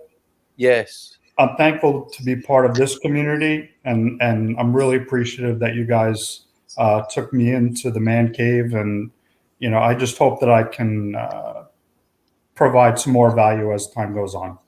Oh, no, always welcome, brother. Always welcome. Absolutely. Yeah, and no expectations. Just being a part of it is value enough, really. And you have the key to the studio now, as I hope you know. Thank you, sir. Yeah, and that was, that it just occurred to me to suggest to people that they shared things that they were thankful about. Garvo, yours was amazing, really, really incredible, and I think it was a useful exercise when in a time where we could find all sorts of reasons to be peed off about stuff, to count our blessings. David, as soon as you open your eyes, that's something to be thankful for, isn't it? A new day is to be thankful for. So take it from there and work outwards. And talking of that, David, I mean, how's your operation gone? Has that changed your? I mean, sorry, pardon the pun, as it were, but was it changed your view of life? Having such a I mean, it's a really serious operation. Yeah. Well, so first off, I was going to say that Jeff Bezos is currently selling tickets to space. So if you want to go to space, I think the bidding starts at about $2 million. Garvo's got that. Not that much money, really. If you want to go to space and it's on your list. Yeah. So the vision thing is just for convenience because I don't want to wear contacts and I don't want to keep buying glasses. So I don't know. It's interesting because I had to sign something when you get this surgery. They're like, you have to sign something that says to the effect of, glasses and contacts are perfectly fine. You don't have to laser your eye. Is that just in case they burn a hole in the back of your head? Well, it's like I think it's a regulation in the US. Presumably, there is a risk at the end of the day that if something happens, you won't see again. Yeah. But you get stuck somewhere, your contact drops out, and you can't see, and what are you going to do then? But yeah, and you couldn't see the paperwork anyway, could you? When you were before the operation, so they were just sign this. What is it? Oh, it's just a formality. It was after the Valium, so I didn't care. I just signed whatever. It's me an American thing that all objects have to have a disclaimer for everything. Yeah. Well, people, I mean, somebody goes in there and doesn't realize, I can just wear glasses. Yes. I don't have to take the laser through the pupil. Yeah. Walk out. Yeah, but so I mean, I guess I have something on my list right now, which is like move to Europe and Portugal specifically, and just do all the Europe stuff, whatever that is. My wife loves Europe; she's been all over, so we're excited. And this is it's a process. It's fun to go through learning how to make this happen, and then I'm sure we're going to enjoy it when we're there. How close do you think you are from making it happen? Like, I guess I could do it any time, but probably 2 or 3 years. Have you been before? I've been to Europe a few How times. about to Portugal? Not to Portugal. My wife's been. She loves it. For me, it's I'm looking for somewhere with different climate, and living in Chicago and dealing with brutal winters is like I've always had to deal with brutal winters, and I just have never liked it. So I'm ready to get away from that. And you'll be fine here then. Yeah, absolutely. Yeah. And you made a joke earlier on about retiring nearly. Are you mining Bitcoin as you sit there? Is that what's going on? I hate Bitcoin. I'm a software engineer, so I live comfortably, and I'm just kind of careful with my money. So if I wanted to retire, I suppose I could make that happen, but there's no reason to. It's all my friends are people I work with, so why would I retire? And I enjoy my work, so I'm just going to keep doing that. But as a software engineer, I can move to Portugal and just keep working. Yes. It doesn't really matter where I'm at. And the pandemic made me realize that, because I'm just sitting at home, and I was like, hey, this doesn't bother me at all. It's quite incredible. It's kind of weird. And I was like, why should I do this here, though? I can go do this anywhere. Yeah, what a great realization. And we were sort of teasing you a bit earlier on about being the youngster here. I mean, to kids at school, you're an old man. I am, yeah. And a role model, right? Because I was just thinking there, we often, or we sometimes talk about being elders and, what it is to be a man, and, how things have changed and all that sort of stuff people talk about in a kind of man cave setting. And any sensible young person, a young man looking for a role model, might hear what you just said and think, oh, okay, this guy's in his 40s. He could retire if he wanted to. He can work anywhere in the world. I think I should become a software engineer. And I'm just thinking with my older buddies here, who were you looking at when you were a teenager, thinking that's the job I want? I mean, there weren't software engineers who were going to be working anywhere around the world. I can't remember who I was thinking I wanted to be like in that way. David's a good role model though for young. They want to be YouTube stars like you. Yes, indeed. Yeah, like Insta and YouTube influencers like myself. Yeah. See, to the youngsters, David's just another old man. Well, I recognize that. But if they're thinking they might retire at 40 rather than 50 or 60, because they think they can retire at 30. Okay, what, by being a YouTuber, right? Or in 3 years or something like that. Right. Exactly. Yeah. Okay. Well, maybe sensible young folks will be thinking software engineering, do it anywhere in the world, retire early. Sounds like a good choice to me. Gary, you were sort of combing your memory banks there, weren't you? Thinking who was I looking up to when I was 18 or 19 or about to go into the world? There's no one individual that sort of comes to mind, but when I left school, it wasn't a case of what do I want to do. It's what was available, and that's how my life has been modeled all the way through. But if I could have done any sort of job, I would always want to have been a park ranger in a national park somewhere. That would have just suited me fine. To have children to educate, visitors, that would have been beautiful for me. But I never got the chance. So, but did plenty of other things. So, life's a strange old thing. But I would say to David, keep in mind, right, if you're going to come here to Portugal, my only regret is I couldn't get here younger, because I could have done so much more when I was your age than I can do now. And I know everybody's different, but age is a great leveler. So my advice is the sooner you can get here, the better. If you can keep doing what you're doing now and earn an income, you are made, because your money is going to go so much further here as well. Well, yeah, it depends. I think as I look at the property, I feel like they're trying to get more out of a foreigner than they would someone who, spoke Portuguese fluently and all this. Well, yes. It does happen. It does happen sometimes, but it also depends where you want to live, because obviously a big city, you're going to get big city prices. But as you come a little bit further out, the prices come down dramatically. No, I won't say a villa, but a little farmhouse for less than 100,000. Yeah. Well, my wife would never let me do that. She definitely wants to live in Lisbon. Okay. You need a country place. You need a country place. Also, the options are for a little bit more. You can buy, for example, a T2. We call it a T2, where there are two bedrooms, one bathroom. Usually are the convention, the usual thing. That goes from 75 to 150. You can find rather an apartment, but usually I'm not an apartment man. I always lived my life in houses. Yep. And to me, even that you can find reasonably close. For example, where I live, you can find a house for sale for 130, more or less, around that price range. Which David, you live in Chicago proper? Yeah, I live in Chicago. I own my home. It's like paid for. I'll sell it and move over there. And it's not really the price of the thing that matters. It's just I don't want to be some schmuck who's paying too much for something. You know what I mean? Even for Portuguese standards, the housing is on the ball, like you like to say. So they can boost up a little bit, but that if you go through agencies regularly. They handle the paperwork, they take a commission from the buyer, they take a little bit of commission from the seller, and they make that little profit from there. Yep. Usually that's how they work here.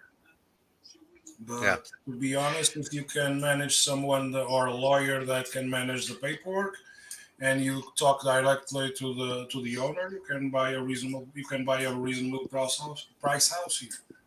Yeah, I think you're going to be all right. And the thing, what you're changing the game here. You're part of a cultural change, like a world change, I think, because you could potentially retire 2 more times, 3 more times. You know, the people who are retiring now probably had one country in mind to retire to after working up until the age of 60 or whatever. If you're retiring at 40, you could come to Portugal for 10 years, couldn't you? And think, okay, well, I'm actually going to retire again somewhere else for another 10 years. And Well, you still only be 60 by that point. Yeah. I'm not going to retire, though. No, I get it. But Yeah. you're changing the way people work, or you're part of that change in how people work and how they move around the world. It's really fascinating. Yeah, and you know, the world in that way becomes a little bit more connected. Yeah. People don't see, you know, human beings who happen to live in another country as the enemy. Yeah. And that's not really the case. Yeah. Incredible. Well, thank you. Anything else you want to say, David, before we close tonight? Well, I had one question. I was going to, and I don't want you guys to take this the wrong way. I was going to ask, I'm curious about what is the situation, and I'm a completely sober person, but what is the situation with drugs in Portugal? Like, they're not legal, right? They're just... Drugs are tolerated by the police force if you are on the consumer, on the use base. If you are a trafficker, they will arrest you and they will put you in jail. Do you see people like doing drugs? Like, they're not legal, right? So you don't... It's not a problem. They are not legal, but they are not illegal. So if, like I said, it depends on the terms you want to use.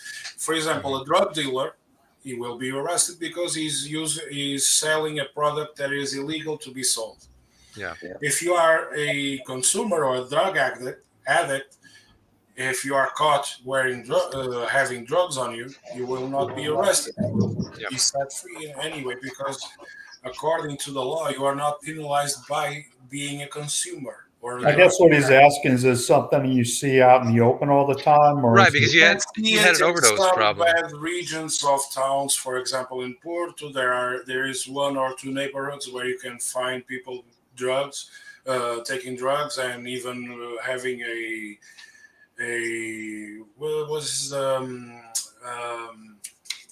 a coma. No, not coma. When he's waking up from the knock of the drug. Okay. I don't know. But that's not likely somewhere that David would be anyway. Is this what's behind the question, David? You're concerned about being in a culture where people are openly using and taking drugs, right? For example, in tourists, there will be those that will sell you drugs, which basically they say we want cocaine. Right. For example, this happens a lot in Lisbon, which where people say they are selling you cocaine, and actually there is only a flower. No, I was just kind of curious because you know, in the U.S. now, drugs are legal in a lot of places. You still, for example, here in Portugal, you still don't have the same kind of laws that you have, for example, in California, where you can smoke weed or anything. Right. You don't have that here. It's not forbidden to use for your own personal possession, consumption. Consumption. But for example, if you have an amount that can be considered as trafficking, you will be automatically arrested. Yeah, we have a terrible overdose problem here in the U.S. and from what I read, Portugal, example, by decriminalizing. That's right. It was I forget his name now. He does a talk show. He always mentions Portugal when it comes to the drug consume, because it worked here, because we had the same mentality at the United States of America, because even if you were a consumer or a drug dealer, if you had drugs on you, you would be arrested. And it was thankfully for a physician that was a minister back then that changed a little bit. But no, the consumer is only influenced by the drug. Is not his intention is not to sell, is to consume. Right. Even that, because for example, crime rates lowered after this tolerance from the police officers, from the police force, and from the government, because those that needed to steal to buy drugs didn't have because the state started to provide alternatives to to their addiction, they started to provide with alternatives like methadone and Right. everything else. So the crime rates start to decline, the thefts and aggravated assaults to persons because of the stealing they did just to get money for the drug use. Yeah, Why yeah. don't you hold on a minute though. We're trying. I think we're trying to understand the question here. Like, are you concerned that you don't want to be in a culture where there's open drug use? Is that No. what's the question here, David? But it's something I admire about Portugal is they're the kind of the first country that I know of to treat this problem like a public health issue rather than a criminal and issue. I think it's really important. decriminalisation. Yeah, and it's held up as a world example. Yeah, for sure. And that hasn't meant like a really liberal culture, or you're stepping over people or anything like that. Also, the other countries must consider they have to work on a plan on their own, because Portugal set an example that worked for Portugal, but for each and every country they have to set an example for themselves if they want to base on what Portugal considers a health issue and work from there. For example, it doesn't make any sense sorry, I'm going to blame the Americans for it, but he always does. Yeah, we're winning the war on drugs. David. But the thing is, the politicians' mentality doesn't work the same way. Okay, if he is consumption, we send him to jail. If he's a drug dealer, we send him to jail. Okay, that is the wrong part. But doesn't make sense just because a person has the need to consume drugs because it is only point of satisfaction or personal relief, that he should be arrested for because it is basically considered a smaller crime. Well, so one of the things that causes the overdoses is that in a black market, people have no idea what they're buying. But if it's legal, like they're going to get probably good heroin. It's not going to be cut with stuff that's. I know it's.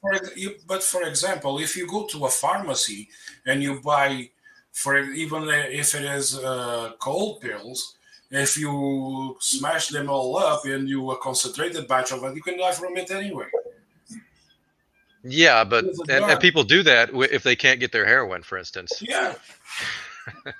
But anyway, so I'm sidetracking us. No, it's a fair question. Fair question. Yeah, absolutely. Joel, do you want to conclude? What's on your mind? Bucket list? Something from tonight? Something completely random? Another attack on Americans? I think I've already mentioned it pretty times earlier before. My bucket list. There are some sort of range that are all dependable on the amount of money I have, and currently I don't have any, so I don't have any bucket list to be desired. Fair play, mate. But we have launched you a new career, possibly with the AMSR or the ASMR. I don't know. Definitely. You're getting the horn now as well. We're going to move on because the horn has been sounded virtually by Victoria. Over to you, Joao. What's on your mind? How would you like to conclude and wrap up this evening? Well, first of all, it's been nice to have met someone new in the group. David, come along. Thank you. Got the radio on, by the way. Someone's got their radio on in the background here. It must be my TV. The guilty speak. I was going to say something, Eric. Why is it whenever something happens in the world, suddenly they say it's got to do with America? Why is always? Carl, can you explain?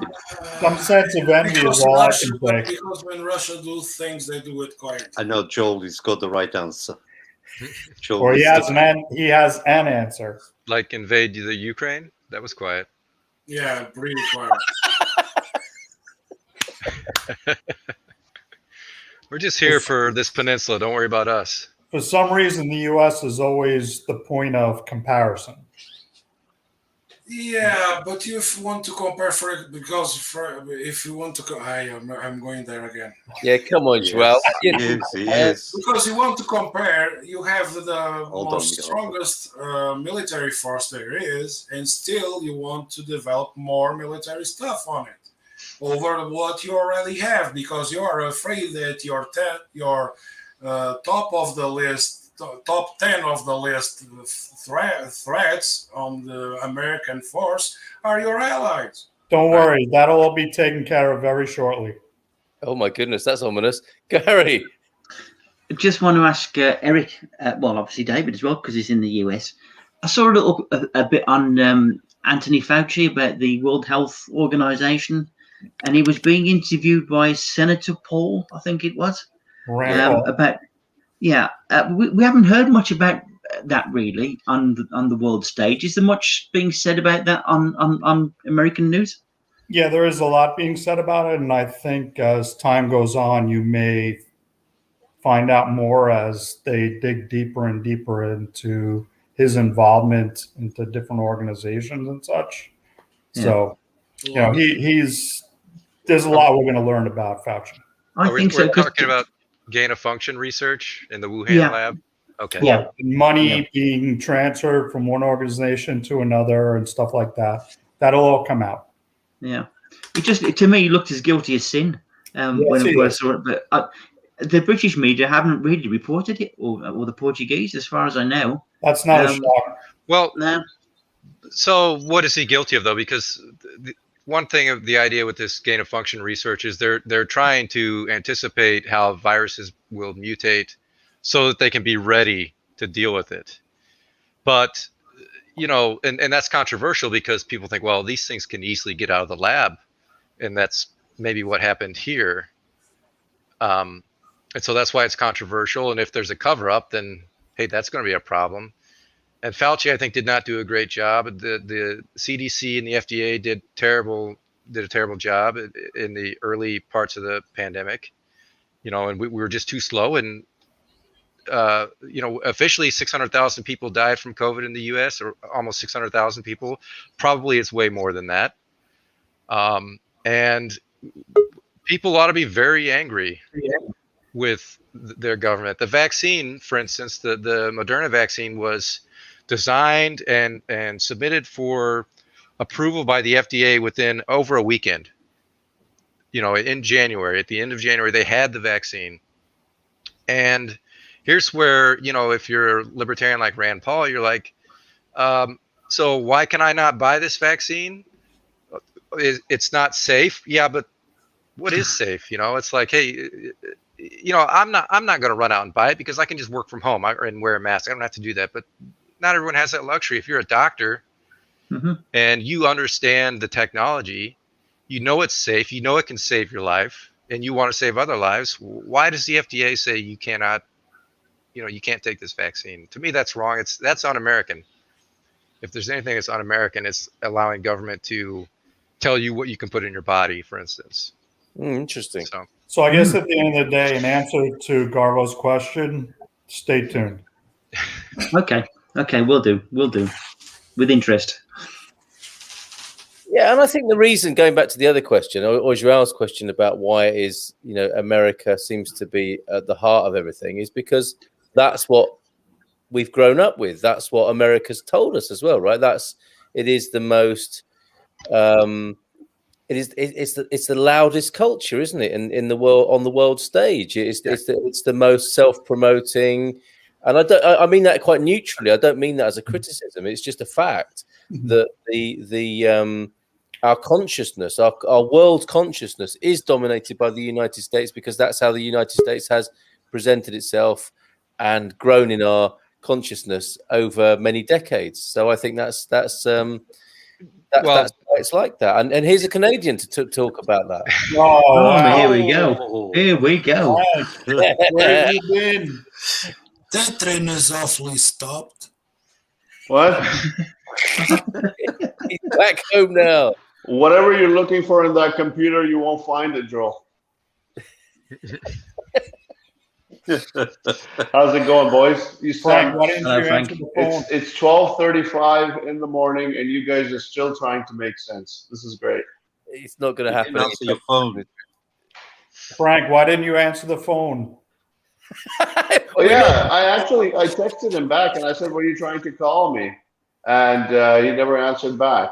Wow. But I'm here at your service, guys. How's it going? Oh, look, you're getting hugs. And Sundowners. I thought somebody was saying sundowners are better than listening to you guys, but sundowners are so much better when listening to you guys, or at least I hope that's what Breadbasket Guyana is saying. Guys, I'll have to leave for today.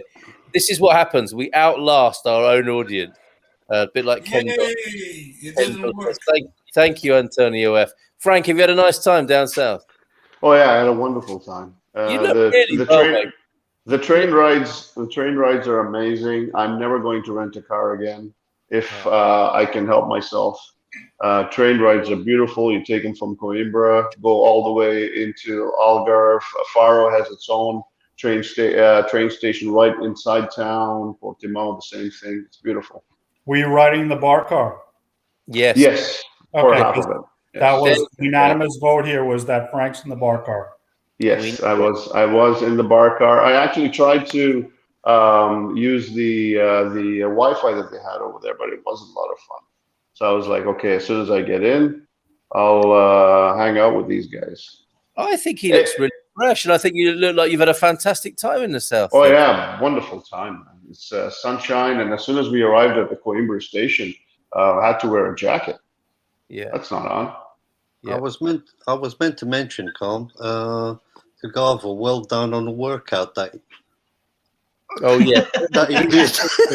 The chicken, the forest chicken. What did Garvo do today? What's going on? Oh, you better look. I had to make an impromptu appearance, didn't I? Oh, okay.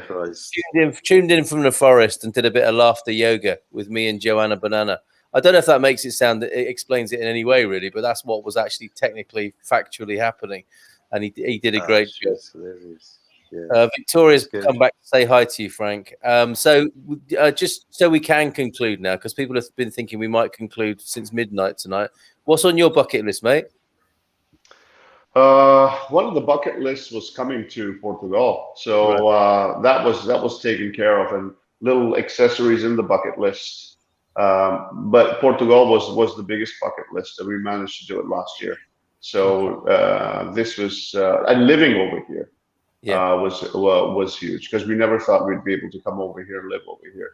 Were you guys just having a conversation about drugs in Portugal and stuff like that? Yeah, David. Was somebody asking questions about drugs? Yeah, are you the guy to go to for those? No, I was going to refer to Garvo, but since Garvo unleashed all his information onto me, I'll tell you one thing. I've lived in Lisbon, and if you walk around Lisbon in the shady area, which, David, you look like you'd do well. Fit right in. Yeah, you fit right in. So if you went to that area, they'd offer you, like, as soon as they'd see somebody shady like you, they'll be like, hashish, whatever. And then you walk by, and if you make the mistake, which I haven't, but Garvo told me he did once, he bought oregano instead, and it was Frank, he's actually trying to stay away from it, not gravitate towards it. Tastes amazing on a pizza. Yes, best pizza you've had in your life. But it's one thing about most of the towns. Like, I've lived in Lisboa now over here. The people who take drugs, they're like the most peaceful drug-taking people, man. You wish half of the world was on those drugs. You don't see needles hanging out. I used to see that in North America, but you don't see people, like, in those parks with like needles hanging out and stuff like that. You don't see that. As a North American, I can understand your concern, but that doesn't happen. Frank, you saw it in Canada. You didn't see it in the States. Pardon? You saw it in Canada. You didn't see it in the States. Well, in the States, I haven't seen it, but it's scary, man. Some areas, Detroit, some areas, New York. Don't mix up North America with Canada. Don't put us in the same, kettle of fish. Oh, here we go. Oh, I think it's scary just to see what people do to themselves.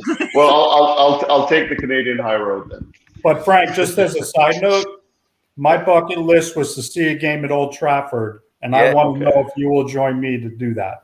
Absolutely. We'll absolutely join you to do that. Now the fans are back, and we'll sit in the Stretford End and we'll sing together.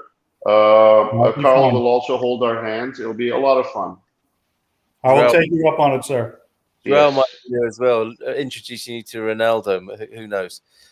Frank, so final question, and we really are going to go now. Yeah. But this is the big question in the community: is Yeah. can you confirm or deny these rumors about you moving to the Algarve? Well, not as yet. We haven't decided as yet, but within the next week or two, we'll decide. And then hopefully next week I can tell you guys. Because if I would have decided, I would have told you guys. But hasn't been fully decided. We went and looked at a few things, properties and stuff like that, and some things are in the works. Once it gets confirmed by next week, then absolutely. But there's no without any doubt. I'm loving Algarve. Yeah, I have a lot of time for Algarve. I would love to visit any establishment where you are either hosting, cooking, drinking, hanging out. I can just see you there, and it would be such fun to be. Well, the idea is that whatever we do, if we get a property, because Rachel is an architect, so the idea is that we'll have an area where I'll have my cooking area and whatever. I can do my business from there.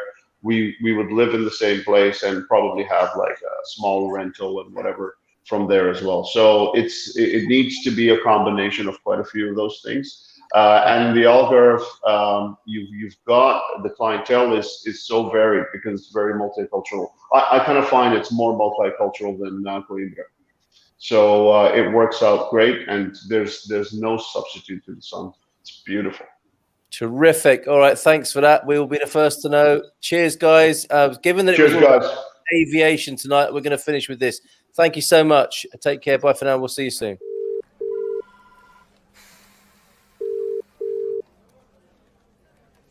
Got a bottle of orange juice, and that's it. So if you wanted to give us that in your own time, then that'd be cool. Hello? Hello. Is that Mr. Ryan? Yes, it is. Yes, this is Colin Air. You booked with us to fly to Portugal in July last year. Yeah, that's right. I'm still waiting for that refund. Well, I've got good news for you, sir. Oh, finally. Yes? Very good news. You'll know that Portugal will be added to the green list from Monday next week. Yeah, I'd heard that. Right, so great news. We are retrospectively running your flight to Portugal, so I hope you enjoy your flight and thank you for flying with Colin Air. Wait, hang on. The flights were cancelled. Yes. And now they're not, sir. So when have they been rescheduled for? They haven't, sir. We are retrospectively running the flights in July last year. How does that work? Well, have you seen the Christopher Nolan film Tenet? What? No. Well, it was fierce confusing and there was a criminal underuse of Sir Michael Caine, but that film would explain your situation quite well. So, hang on, the flights are running? In theory. They've already gone. Everything has already happened. So, how do I get on the plane? One moment, sir. Aoife! Aoife! What do we do if the customer can't do the old time travel? Right. Right. Hello, sir. Hello. There is a €150 surcharge if you're not able to board the flight in the past. Is this a complicated way of telling me I'm not getting a refund? I'll come to that, sir. Now, would you have wanted to take cabin baggage on this flight? Well, yeah, And do you think you might have needed the toilet in July last year? Probably. Solids or liquids? What? Okay, so that's an extra €270. What? It was €20 for cabin baggage when I booked. Yes, sir. But now don't blame us. Blame the government.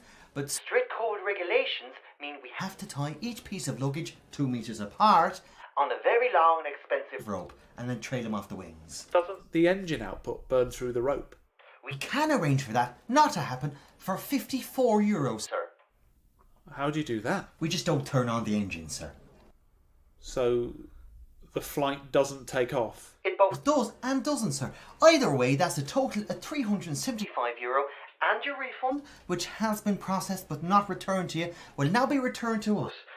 So that's a total to pay today of €690 all in, sir. How would you like to pay today? Oh, and would you be wanting a scratch card with that?